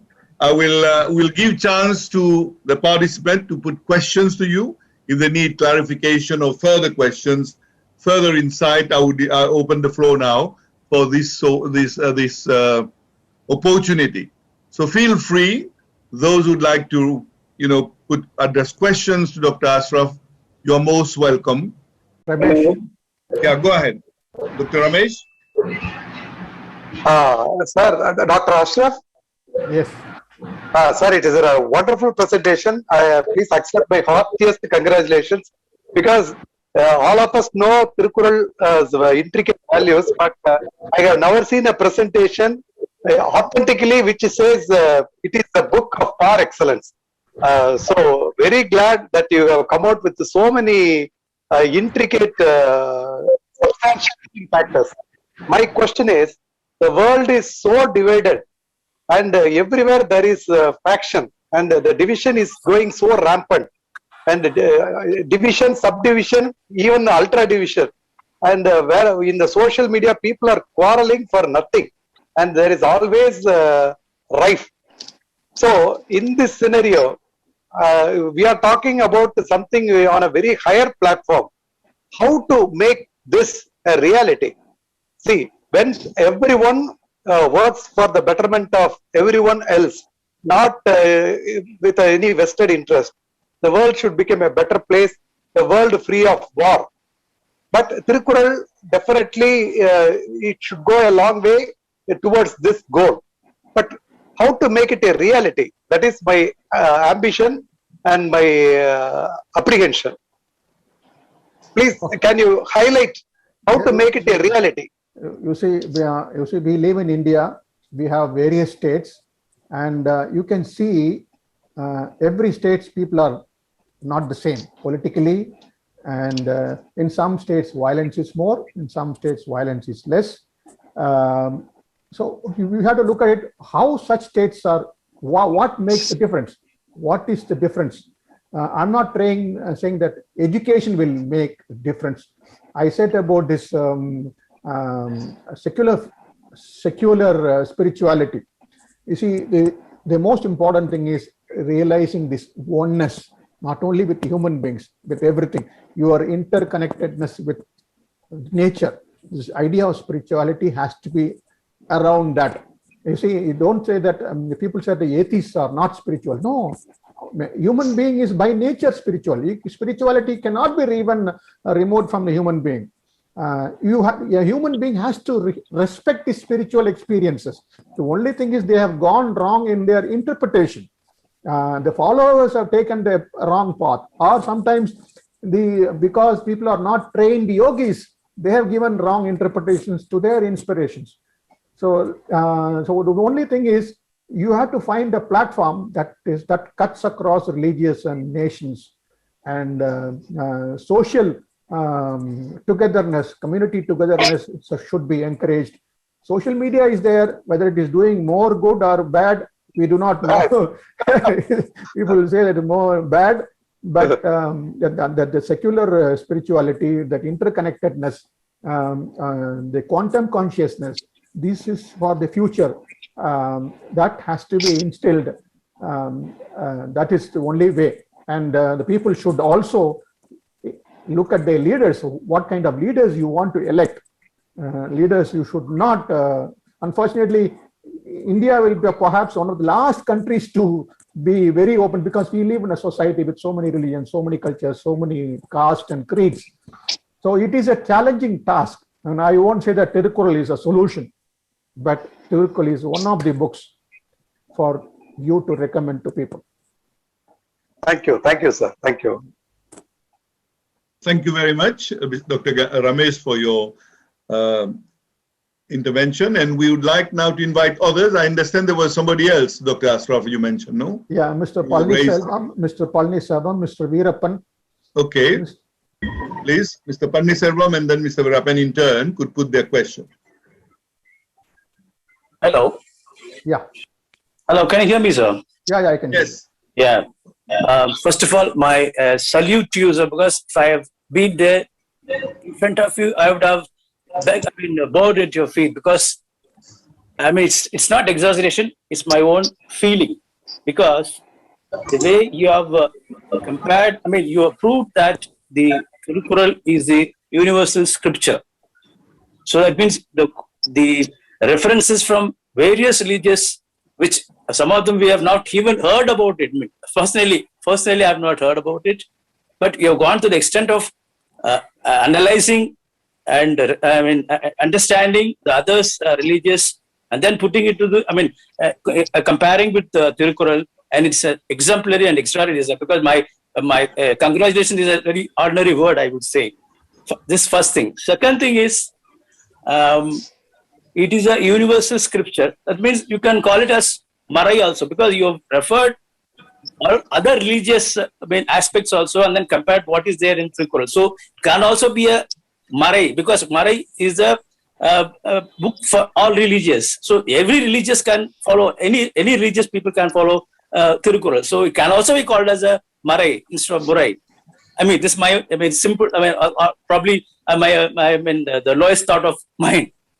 Okay, I understand. That is, you are entitled to hold your view. And my talk very clearly said that it can be called as a Murai only. The moment you say Marai, people will think that it is not open to all, and they will think that it is a religious text. It is not a scripture, for sure. It doesn't claim to be so. Next, Mr. Veerappan. Thank you, sir. Thank you so much. Thank you. Thank you, sir. Thank you. Ashraf ji, it has been an excellent presentation. Thank you. Hello. Thank you. Yeah. Do you hear me? Yeah. We can hear you. Go ahead. I wish if there is a system of presenting to the UNESCO, you should represent us as a vakil, as a lawyer. You should argue your case. Yeah. Most And, welcome. I think the judgment will be in our favor. Okay. I would like to draw 2-3 points. Towards the end, you told that Thirukkural is not a universal religious book. It is a universal ethical book. I fully agree. I think once you say religious book, lot of controversies creep in. If you call it an ethical book, it is more acceptable to more people, I think. Yeah. And that is the fact of the story. And particularly, you made a point in the initial stage. You told how many people in the world are aware of Thirukkural. If there are, you see, it may be translated in 40-50 languages. You are the right person to tell what is the last tally in that. It may be translated in more languages. But the unfortunate fact is that even in North India, many people do not know. In our own India, many people do not know about Thirukkural. For acceptance, first there should be awareness that such a thing exists. I think we should work on these lines first. And then only we can go to the ultimate step. I would like to share a small thing. You see, when you search quotations in the net, brainy quote or whatever quotes you search, there is not a single Qural I have come across on any subject. We have about Confucius, we have about Aristotle, we have about Chanakya, we have about Dalai Lama, we have about Buddha, but none of the Qurals. So much of wisdom in Thirukkural, why or how it is not reflected when we search it in Google? I think something should be done about this. Anyway, excellent presentation, and I am not surprised. It was expected of you, and as usual, you did an excellent job. Congrats, sir. Thank you so much. Thank you so much. Thank you. Thank you, Dr. Virappan. Any other question? We have some. This is Param Sivam from Thirukkural. Actually, great presentation. The one aspect is that if you present it as Marai, you will have opposition from all part of religions, and obviously they will kill the initiative in the initiative itself. But then when we say, which is rightly Murai, I think there is a need for such a Murai. The book of codes, ethics, in this world of materialistic world, where we are finding a common code has become an epidemic or pandemic or whatever it is. And the materialistic world needs to fall back. Men, when they are afraid, they fall back on religion. But then for the materialistic world, they need this kind of book. So how to give structure to this, sir? How do we take it to UN and through UNESCO route or cultural route? How do we make people see packet of this wisdom is given to any part of the world, people pick up and then use it in their day-to-day life? I think that would be the next thinking. Yeah. Good question. I would like that question to be answered by Mr. C. Rajendran. He has also raised his hands to speak, so he can speak after that, continue talking, because he is called the carrier of the cross, Thirukkural Kurisil, and he is the right person to talk about it. So I would request Mr. CR to reply for that question and then give his comments, observations. CR, please. Let me keep it at the end of the session. Okay. There are the 3-4 people are waiting. Okay, so your question will be answered at the end of this session. Okay, thank you. Aaron Pandian. Yes, sir. நான் தமிழ்ல பேசலாங்களா இல்ல இங்கிலீஷ்ல பேசலாம். Sir, ரொம்ப அருமையான உரை, நல்லா இருந்தது. நான் வந்து இங்கிலாந்துல இருந்து பேசுறேன். சரிங்க. நல்லா இருந்தது. சரிங்க. எனக்கு ஒரு சின்ன சந்தேகம். இப்ப திருக்குறளுடைய ஒற்றுமைகளை பத்தி நீங்க சொன்னீங்க. அரிஸ்டாட்டில இருந்து கன்ஃபியூசியஸ் வரையும் நம்ம அதை பகிர்ந்துக்கிட்டோம். ஆனா இந்தியாவுக்கு வந்த டிராவலர்ஸ் இருக்கிறாங்க, மார்க்கோ போலோ, ஹியூவாங் சுவாங், அவங்களுடைய ரெஃபரன்ஸ்ல திருக்குறளை பத்தி ஏதாச்சும் இருக்குதா? ஏன்னா ரீசெண்டா நான் ஒரு ஆர்டிகிளுக்காக நான் தேட போது மார்க்கோ போலோடைய அவருடைய ரெஃபரன்ஸ்ல இல்ல. அதே மாதிரி ஹியூவாங் சுவாங்ன்றதுலயும் இல்ல. அவர் நாலாந்தால சான்ஸ்கிரிட் படிச்சதாகவும் இந்து மித்தியாலஜி இந்த ரிலீஜியஸை படிச்சதாகவும் ரெக்கார்ட்ஸ் இருக்குது. ஆனா காஞ்சிபுரத்துல 90 நாள் தங்கி இருக்கு. அப்படி இருந்தும் திருக்குறளை பத்தி எந்த டாக்குமெண்ட்டும் அவர் அதை பதிவுபடுத்தல. ஏன்னா திருக்குறள் அவருடைய காலம் வந்து 640 அந்த 660 அந்த காலகட்டத்துல காஞ்சிபுரத்துல இருந்திருக்காரு. ஹர்ஷவர்தனருக்கும் ஒரு முஸ்லீம் ராஜாக்கும் சண்டை போட்ட அந்த ஸ்டோரியும் அவருக்கு டாக்குமெண்ட் பண்ணிருக்காரு. ஆனா திருக்குறளை பத்தி எந்த வெளிநாட்டு டிராவலர்ஸ் நம்ம தமிழகத்துக்கு வந்த போது எந்த டாக்குமெண்டேஷன் இன்னும் இருக்குதா, அதை பத்தி கொஞ்சம் சொல்லுங்க. நல்ல கேள்வி. இது வந்து for some reason Buddha, the only religion that has gone outside India based on the people coming from outside and taking it. People have made wars between Myanmar, people have made wars between themselves to get Buddhist texts. அதாவது அங்கிருந்து ஆளுங்க இன்ட்ரெஸ்டோட இங்க வந்து வாங்கிட்டு போனது புத்த மதம் ஒண்ணுதான். இந்து மதம் போயிருக்குது. Along with the empire it has gone spread, but not as a philosophy. People didn't come, and Yuan Song came. All the Chinese pilgrims were, even in Kanchipuram was a place of learning for Buddhism, on Buddhism. So people came and took work, and they learned Sanskrit because the amount of literature that was available in Sanskrit was so much. So they translated from Sanskrit to Chinese. The originals of many of those works have been lost in India because of the revival of Hinduism. No importance was given. We have hardly a fraction of Buddhists in India left. So there a lot of people came for religious ideas, and Thirukkural was confined to the limits of the Tamil subcontinent or the South Indian component, or particularly Tamilagam. So it was not surprising that people, I'm sure he had come to Kanchipuram, he would have probably gone to Mylapore also.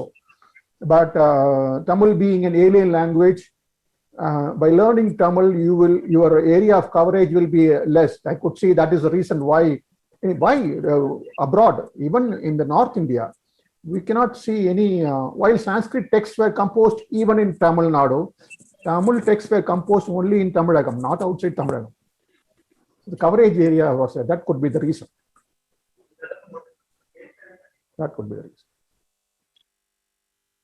இல்லைங்க, இப்போ Marco போலோடைய அவருடைய டிராவல்ஸோட இந்த ரிப்போர்ட்ல வந்து இப்ப ஜைனர்களை பத்தி அவர் அதுல சொல்றாரு. So அவங்களுடைய வாழ்க்கை முறைகளை பத்தியும் அவர் சொல்றாரு. ஆனா அதுல வந்து திருக்குறள் மாதிரி ஒரு டெக்ஸ்ட் புக் இந்த ரெஃபரன்ஸ்க்கு எதுவும் வரல. அதான் நான் கேக்குறேன். இந்த புக்கு ரெஃபர் பண்ணிருக்காங்களா foreign author historians? Why go there? விவேகானந்தர் அவரோட 9 வால்யூம்ஸ் இருக்கு புக். அதுல ஒரு தமிழ் மொழியை பத்தியும் தமிழர்களை பத்தியும் நிறைய பேசுறாரு. பட் திருக்குறளை பத்தி எங்கேயும் மென்ஷன் பண்ணல. அது so it is not a surprise. By 6th century AD, the only book, actually if you ask me, the only book that has only non-Tamil book, I would say Sanskrit book, that is influenced by Thirukkural is Nitivichasika. It was written by Sundarabandya, the King Sundarabandya, in Sanskrit. அது தமிழ்நாட்டில் தான், தமிழ்நாட்டுக்குள்ளே prepare பண்ணது. அதுல மட்டும்தான் I have seen Thirukkurals and நாலடியாரோட 2 சேயிங்ஸும் கிளீனா டைரக்டா அடிபட்டு வந்திருக்கிறது அதுலதான். And also depends on what period you attribute to Thirukkural. That we will talk about it in another session. ரொம்ப தேங்க்ஸ்ங்க. ரொம்ப நன்றி. Thank you. Good question. Very good question. Mr. R.N. Pontin is holding his hand for a long time. Yes, he only spoke right now. Mr. Rajendran, another Rajendran. Dr. Rajendran is waiting. Yeah. He was my classmate. நீங்க சொல்லும்போது அந்த environment ரிலேட்டடா ஒரு குறளை வந்து code பண்ணேன். அது வந்து நீரின்றி அமையாத உலகு அப்படின்னு சொல்லிட்டு, அந்த நீரின்றி அமையாத உலகுல சொல்லும்போது அந்த கப்லெட்ல வந்து கீழே ஒழுக்கு அப்படிங்கறத வந்து நீ எத்திக்கல் மீனிங் அதை சொன்னேன். There are 2 interpretations. இல்ல அதுல வந்து அது வந்து உன்னோட கன்வீனியன்ஸ்க்காக அதை சொன்னியா இல்ல இது ரெய்னிங் பண்றதே இல்ல? For your information, most of the people, majority of the people say ஒழுக்கு is ethics, morality. and few people இல்ல பட் ரெண்டு கனோட்டேஷன்ஸ்ல அத சொல்லலாம். அந்த இடத்துல அதாவது மேகம், கிளவுட், ரெயின் ரிலேட்டட் கடல்ல இருந்து எடுத்து வருதுங்கிற மாதிரி அது வருது. இந்த இடத்துல வந்து அதுக்கும் ஒழுக்கத்துக்கும் என்ன சம்பந்தம் அப்படிங்கறது எனக்கு ஐ வாண்ட் டு டிஸ்கிரைப். இல்ல அப்படிதான் majority of the commentators have said that ஒழுக்கு. Initially we think that it is ஒழுக்கு அப்படி சொல்லி. இப்ப மழை இல்லாட்டி there will not be charity, there will not be pujas for the gods அப்படின்னு சொல்றாரு. அப்போ அடிக்கடி இருக்கும் அதெல்லாம் ஃபோக்கஸ். தண்ணியே இல்லைன்னா எல்லாமே போச்சு, ஒழுக்கம் கெட்டு போச்சு. அந்த ஒழுக்குகள் தான். யூ லுக் அட் தி பழைய உரையாசிரியர்கள் பாத்தீங்கன்னா அதுல யாராவது ஒழுக்குன்னு சொல்றாங்கன்னு எனக்கு தெரியல, நான் பார்க்கல since you said, but I have seen lot of commentaries, lot of translations, they invariably talk about ethics only. ஒழுக்கம் தான். Thank you. Okay, thank you. Do we have any other? Two more. Go ahead. Madam Muthulakshmi and Muthulakshmi, Maharshi Vidya Mandir Osur, Tamil Nadu. Tamil la பேசலாமா sir? பேசலாம். Okay sir, ரொம்ப நல்லா இருந்தது இந்த முறை மறை. நான் வகுப்புல கூட பாடம் எடுக்கும்போது சொல்வேன், இந்த முறையை தான் சொல்வேன். ஏன்னா அந்த கடவுள் வாழ்த்துல ஆரம்பிச்சு ஒண்ணு வைப்பு முறைகள், இப்படிதான் வாழணும், எப்படி வேணாலும் வாழலாங்கிறது இல்லாம இப்படிதான் வாழணும் அப்படின்னு சொல்லி தர்றதுனால இதுக்கு மறைக்கு பதில முறையும் சொல்லலாம் அப்படின்னு சொன்னேன். இது ரொம்ப நல்லா இருந்தது. கேட்டார் பிணிக்கும் தகைவாய் கேளாரும் வேட்பம் ஒழிவதாம் சொல்லுங்கிற மாதிரி கேட்கறவங்களையும் அதாவது என்னுடைய நண்பர்களுக்கெல்லாம் இந்த அனுப்பாம போயிட்டோமேங்கிற மாதிரி ரொம்ப வருத்தப்பட்டான். வலைதளத்துல இருந்தத ஒரு மினி தீசிஸ் அளவு இருந்தது, ஒரு PhD வைவா மாதிரி ரொம்ப நல்லா இருந்தது சார். மிக மிக அருமை, வாழ்த்துக்கள்.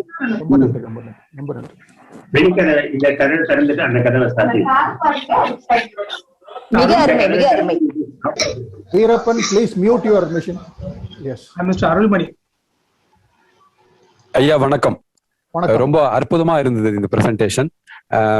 எனக்கு ஒரே ஒரு வருத்தம் தான். இப்ப நம்ம வந்து உலக பொதுமறை, உலக பொதுமுறைன்னுலாம் நம்ம பேசிட்டு இருக்கோம். ஆனா தமிழ் கூறும் நல்லுலகம் தங்களுடைய அடுத்த தலைமுறைக்கு திருக்குறளை கடத்துச்சா அப்படின்னா அதுல மிகப்பெரிய வருத்தம் இருக்கு. அதுல நானே கூட ஒரு குற்றவாளியா நிக்கிறேன். என்னோட குழந்தைகளுக்கு முறையான தமிழ் கல்வியையோ திருக்குறள் அறிவையோ நானே கொடுக்கல.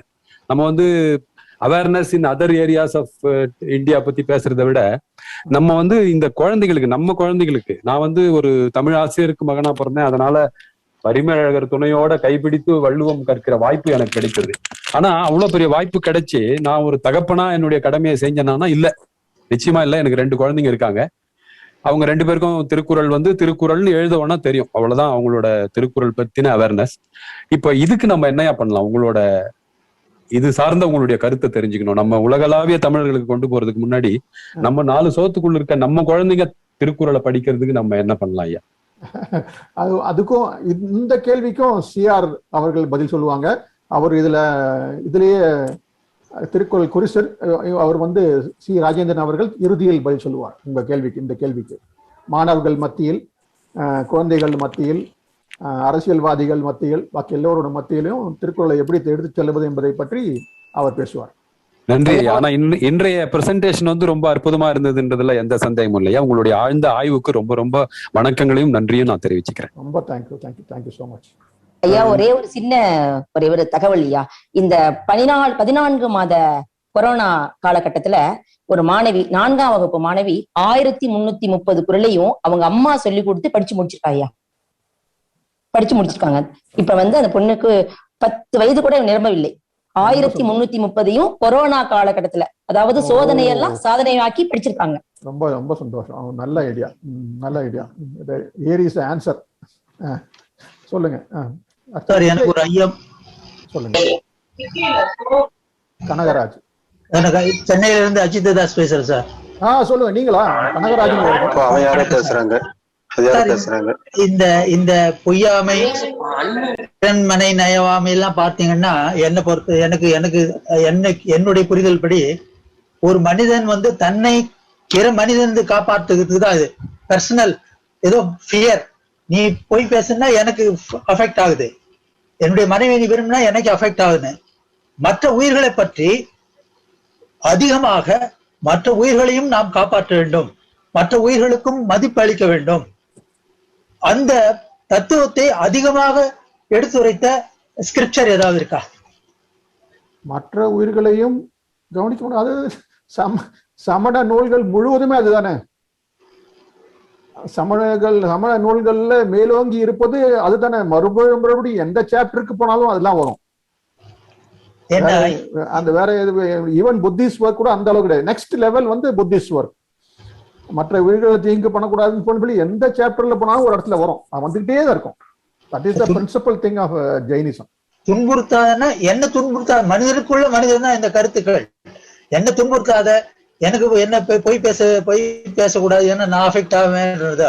ஆனா இதை தாண்டி பிற உயிர்கள் மீது கருணையும், மனுஷனை விட சமணத்துல பிற உயிரினங்கள் எல்லாத்துலயும் வருது. மனுஷன் பொறுத்தவரை பொதுவாவே துன்புறுத்தக்கூடாதுனாவே சமணத்துல உயிரினங்கள் தான்.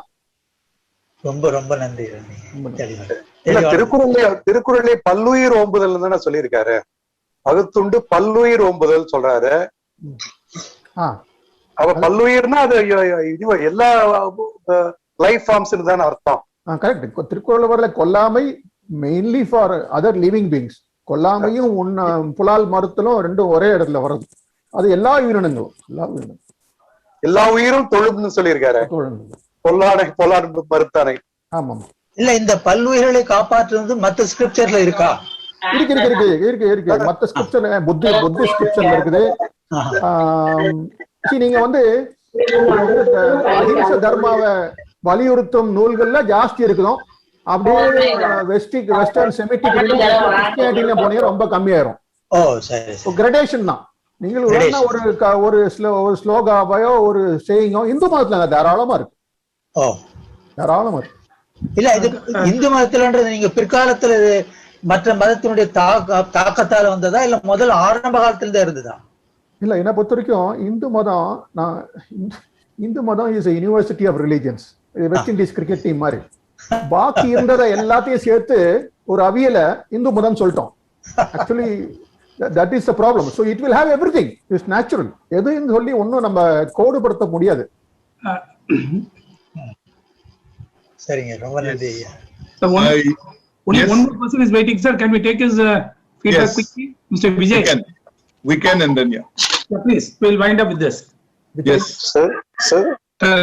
Mr. Vijay. Sir. Galaxy யாரோ வந்தாங்களா? யாரு இது? Yes, sir. You are audible. Sir. சொல்லுங்க. Yes, Vijay, sir. Sir, can you hear, sir? I can yes, hear. we can hear you. Your name? Yes, sir. Yes, sir. Sir, I am Muriyasan from Tandonimalai, Karur district, Tamil Nadu. Sir, at the outset, I thank everyone to make such a fruitful program, sir. I express my gratitude, Mr. N.V.K. Ashraf, sir, because I have feeling that I have acquired more and more information from you, what you have quoted from various scholars and philosophers, sir. Very excellent presentation, sir. But as you said, the God, Gita, it is God said to man. But to Thiruvasagam, man said to God. But Thirukkural is man said to man is very fantastic word sentences, sir. But we can at the same time we may find some mistakes in Marais, but we cannot find fault anything from Thirukkural. So as you said, Thirukkural is very, very important for everybody's life. Thank you, sir. Anyhow, you are I thanks to you, sir, for the fantastic performance presentation. Thank you, sir. Thank you very much. I think I will say a few words, Mr. Rajendran, before you can convey the vote of thanks. First of all, I would like to mention one very important thing we have to do in this journey to take Thirukkural to UNESCO. I mentioned it earlier, but just want to recollect what I said. One is we will need the support of the Tamil Nadu government and then the central government of India, because dealing with UNESCO, getting a UNESCO resolution will need the central government, the ministry in charge for UNESCO there, Human Resource Development Ministry, and with the full support from the state government. and knowing the great legacy that Dr. Kalainar Karunanidhi did for Thirukkural, with the landmark and the icon that he established in Tamil Nadu, in Chennai, and also in Kanyakumari, I believe Mr. Stalin, our Honorable Chief Minister, new Honorable Chief Minister Stalin, will certainly have a good contribution to make in this journey that we are doing. And I've sent him a letter of congratulation and mentioning the great contribution of Dr. Karunanidhi, and we are expecting him also to give support to this movement. The past state government had set up a committee to take Thirukkural to UNESCO, and I am a member of this committee. I hope this committee will now be revived and given greater dimension, greater impulse. And so therefore, I would appeal to all of you here who have connection with the government to talk to them, and so that we can get Tamil Nadu government to be fully involved in this initiative of taking Thirukkural to UNESCO, to make it, whatever be the term used. I believe the idea of a global book of ethics or whatever, we are not, we have no fixed idea about what exactly would be the term. I feel very much enlightened by Dr. Ashraf's presentation today. So let's keep an open mind and prepare what we feel we most appropriate and acceptable. But we need these two strategic support. I'm mentioning that each one of us, in all our communication, in all our contact that we have, we can push this idea. I've also written on behalf of the International Thirukkural Foundation to the Minister of Foreign Affairs of Tamil Nadu, asking him support to help us to take Thirukkural to the world, to UNESCO. So that would be one very important thing which each of us will have to think about it. The second point I wanted to mention and is the judgment that was given by Justice Mahadevan to a petition raised by one senior citizen of Tamil Nadu. I would encourage all of us to take that also, because this is a landmark judgment. For no other global text, for no other world book like that has any court, court of Supreme Court given judgment like in the case of Thirukkural, where Justice Mahadevan concluded gave in his judgment, instructing the government of Tamil Nadu to teach Thirukkural in schools so as to impart moral and values education to the young generation to prepare them to be better citizens of India and citizens of the world. So I would like to mention that because it's important for us to refer to this and promote it also. We are getting it translated. The judgment has been translated into French, German, and I would also like the committee, we will see what we can do to translate in as many languages as possible so the message can go across. The other point I wanted to, and Dr. Ashraf, I would like to tell you once again, I remember your support, your presentation in Delhi at the UNESCO office at the conference there. And I feel very, I must say, inspired by you. And I'll talk to Mr. Rajendran, would like to benefit more of your contribution, your support in this. And the one participant mentioned that you are the best advocate that we can recruit or that we can invite to join us to take the case to UNESCO. I certainly agree with you. We're with him on that. And the other point I wanted to mention is that for the information of all the participants, all the video recording of now we have reached the 5th conference, all the recordings are available, have been circulated. It's on the website of Valai Tamil, it's on the International Thirukkural Foundation website, and we will widely circulate it so that everybody who couldn't attend would be able to take note of the various presentations. I am pleased to announce that the 6th conference, which will be held on the 29th of May, will be conducted by Dr. Balakrishnan, who will talk on a subject which is very close to the United Nations.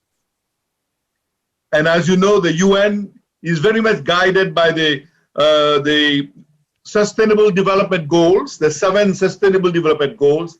And with his own experience in this area, Dr. Balakrishnan will be addressing us on 29th of May on the Sustainable Development Goals, the Thirukkural prescription.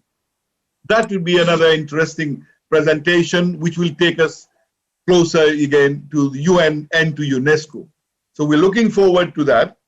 I would also like to mention that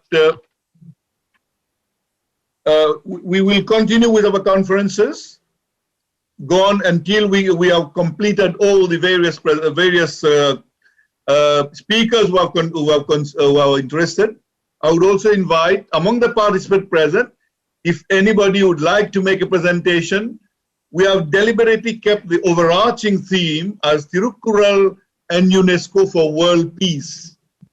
So, but your presentation today very much fall within that framework, and we will like to concentrate more now on this theme, whereby we can take Thirukkural and compare with what the UNESCO mission is, the mission of building peace in the minds of men, and the other related thing, environment, whatever else, a number of themes could be covered.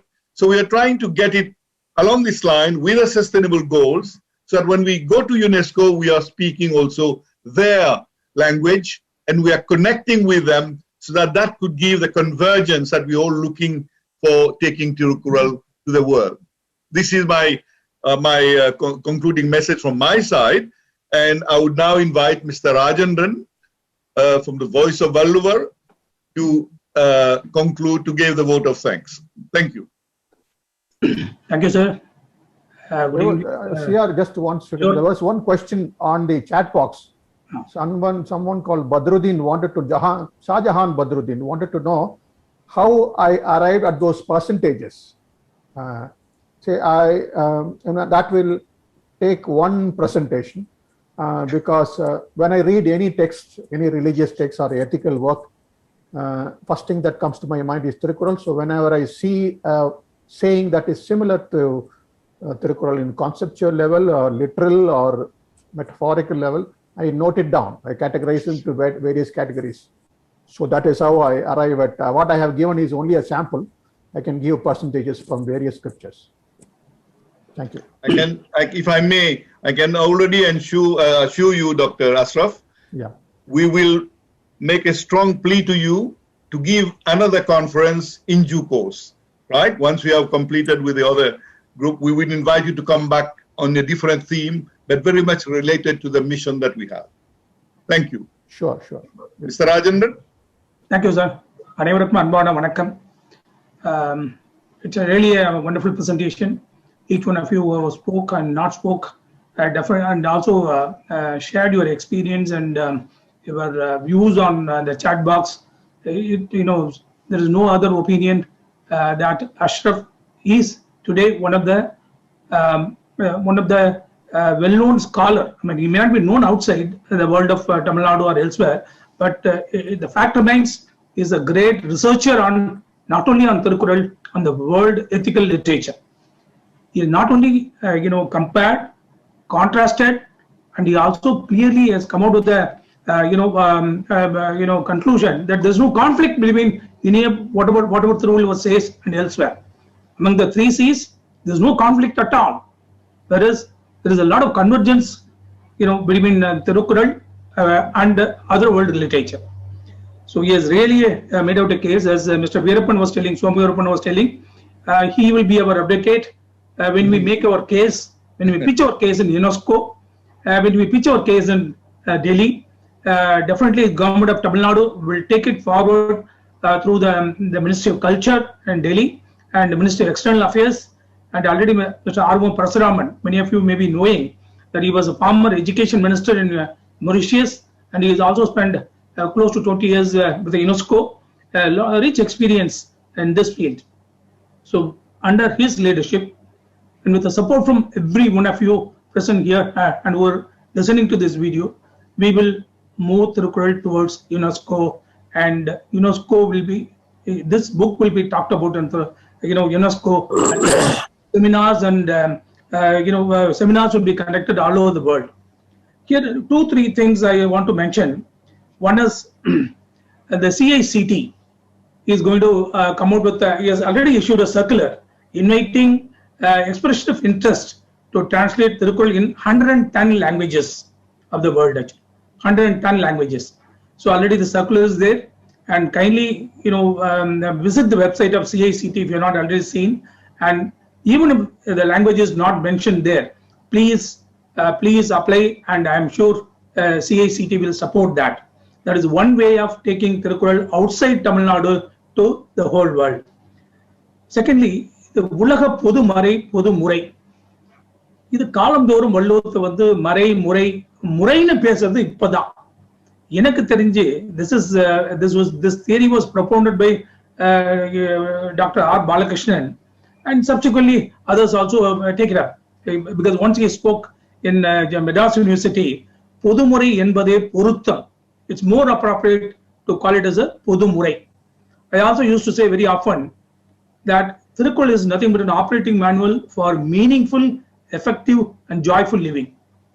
Chapter 1 talks about meaningful living, chapter 2 talks about effective living, chapter 3 talks about joyful living, the holistic way of looking at life. Adanala vandu it's more appropriate that it is called as murai.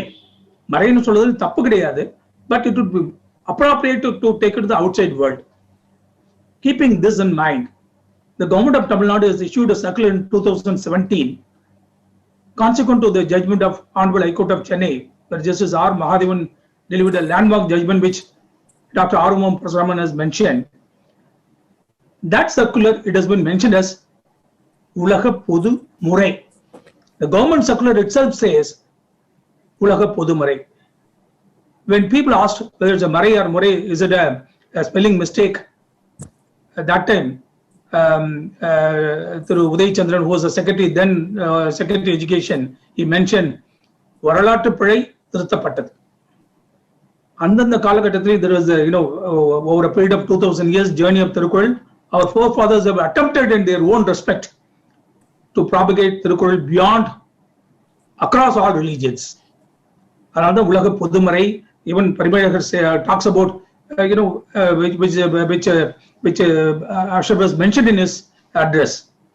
So there is an attempt over a period of time to take it to outside world, to not to keep it in the religious silos. Now the time has come to call it as Ulaga Podu Murai. That is how we have to market Thirukkural. Then taking to the children, there are a lot of people, those who listen to this address, those who are part of Voice of Vallur family elsewhere also, not part of not necessarily Voice of Vallur family on Telegram platform, elsewhere also, you are all taking Thirukkural in your own way to various people. But how do we take it to the school children, youngsters? An attempt has been made by Ilangai Jayaraj Karke Kasadara Trust to, there are more than 15,000 people are there, where he has been teaching one of the toughest commentator, that is a Parimalagar, Urai to the people actually.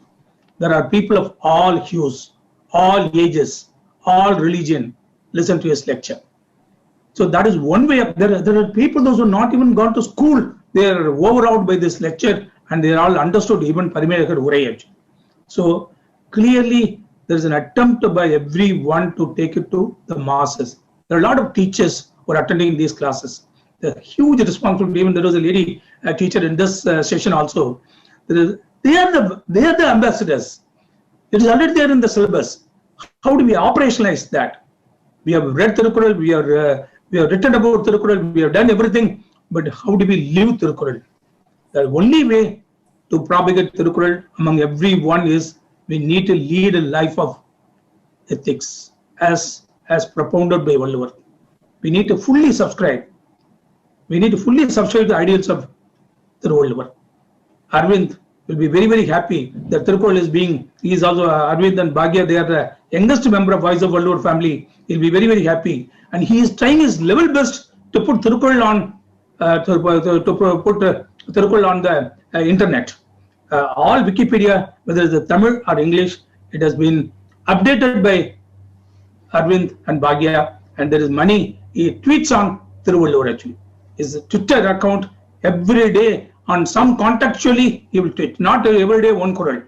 He will contextually tweet on his Twitter account that this particular Kural for a particular occasion. That is how each one of us need to take up Thirukkural and do whatever at our own level actually.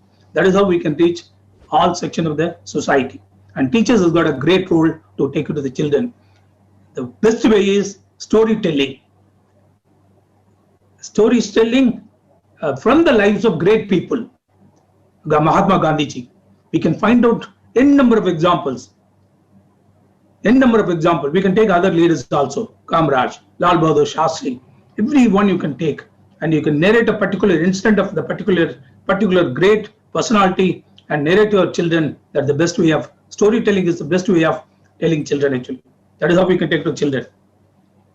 Now, on the lecture, finally, I just want to mention one thing, that the golden rule Dr. N.V.K. Ashraf mentioned here, that is what Leo Tolstoy has mentioned in his letter to a Hindu, which Mahatma Gandhi was attracted by. All the 6 couplets which are quoted in the particular letter are from Inna Sayyame, that is Ahimsa, non-violence. I'm telling you, this is a common principles all over the world. So when we talk about the common points which are found in Thirukkural, it will gel well with the people all over the world. So today, whatever Ashraf has made a presentation, I'm telling you, it's one of the finest presentation.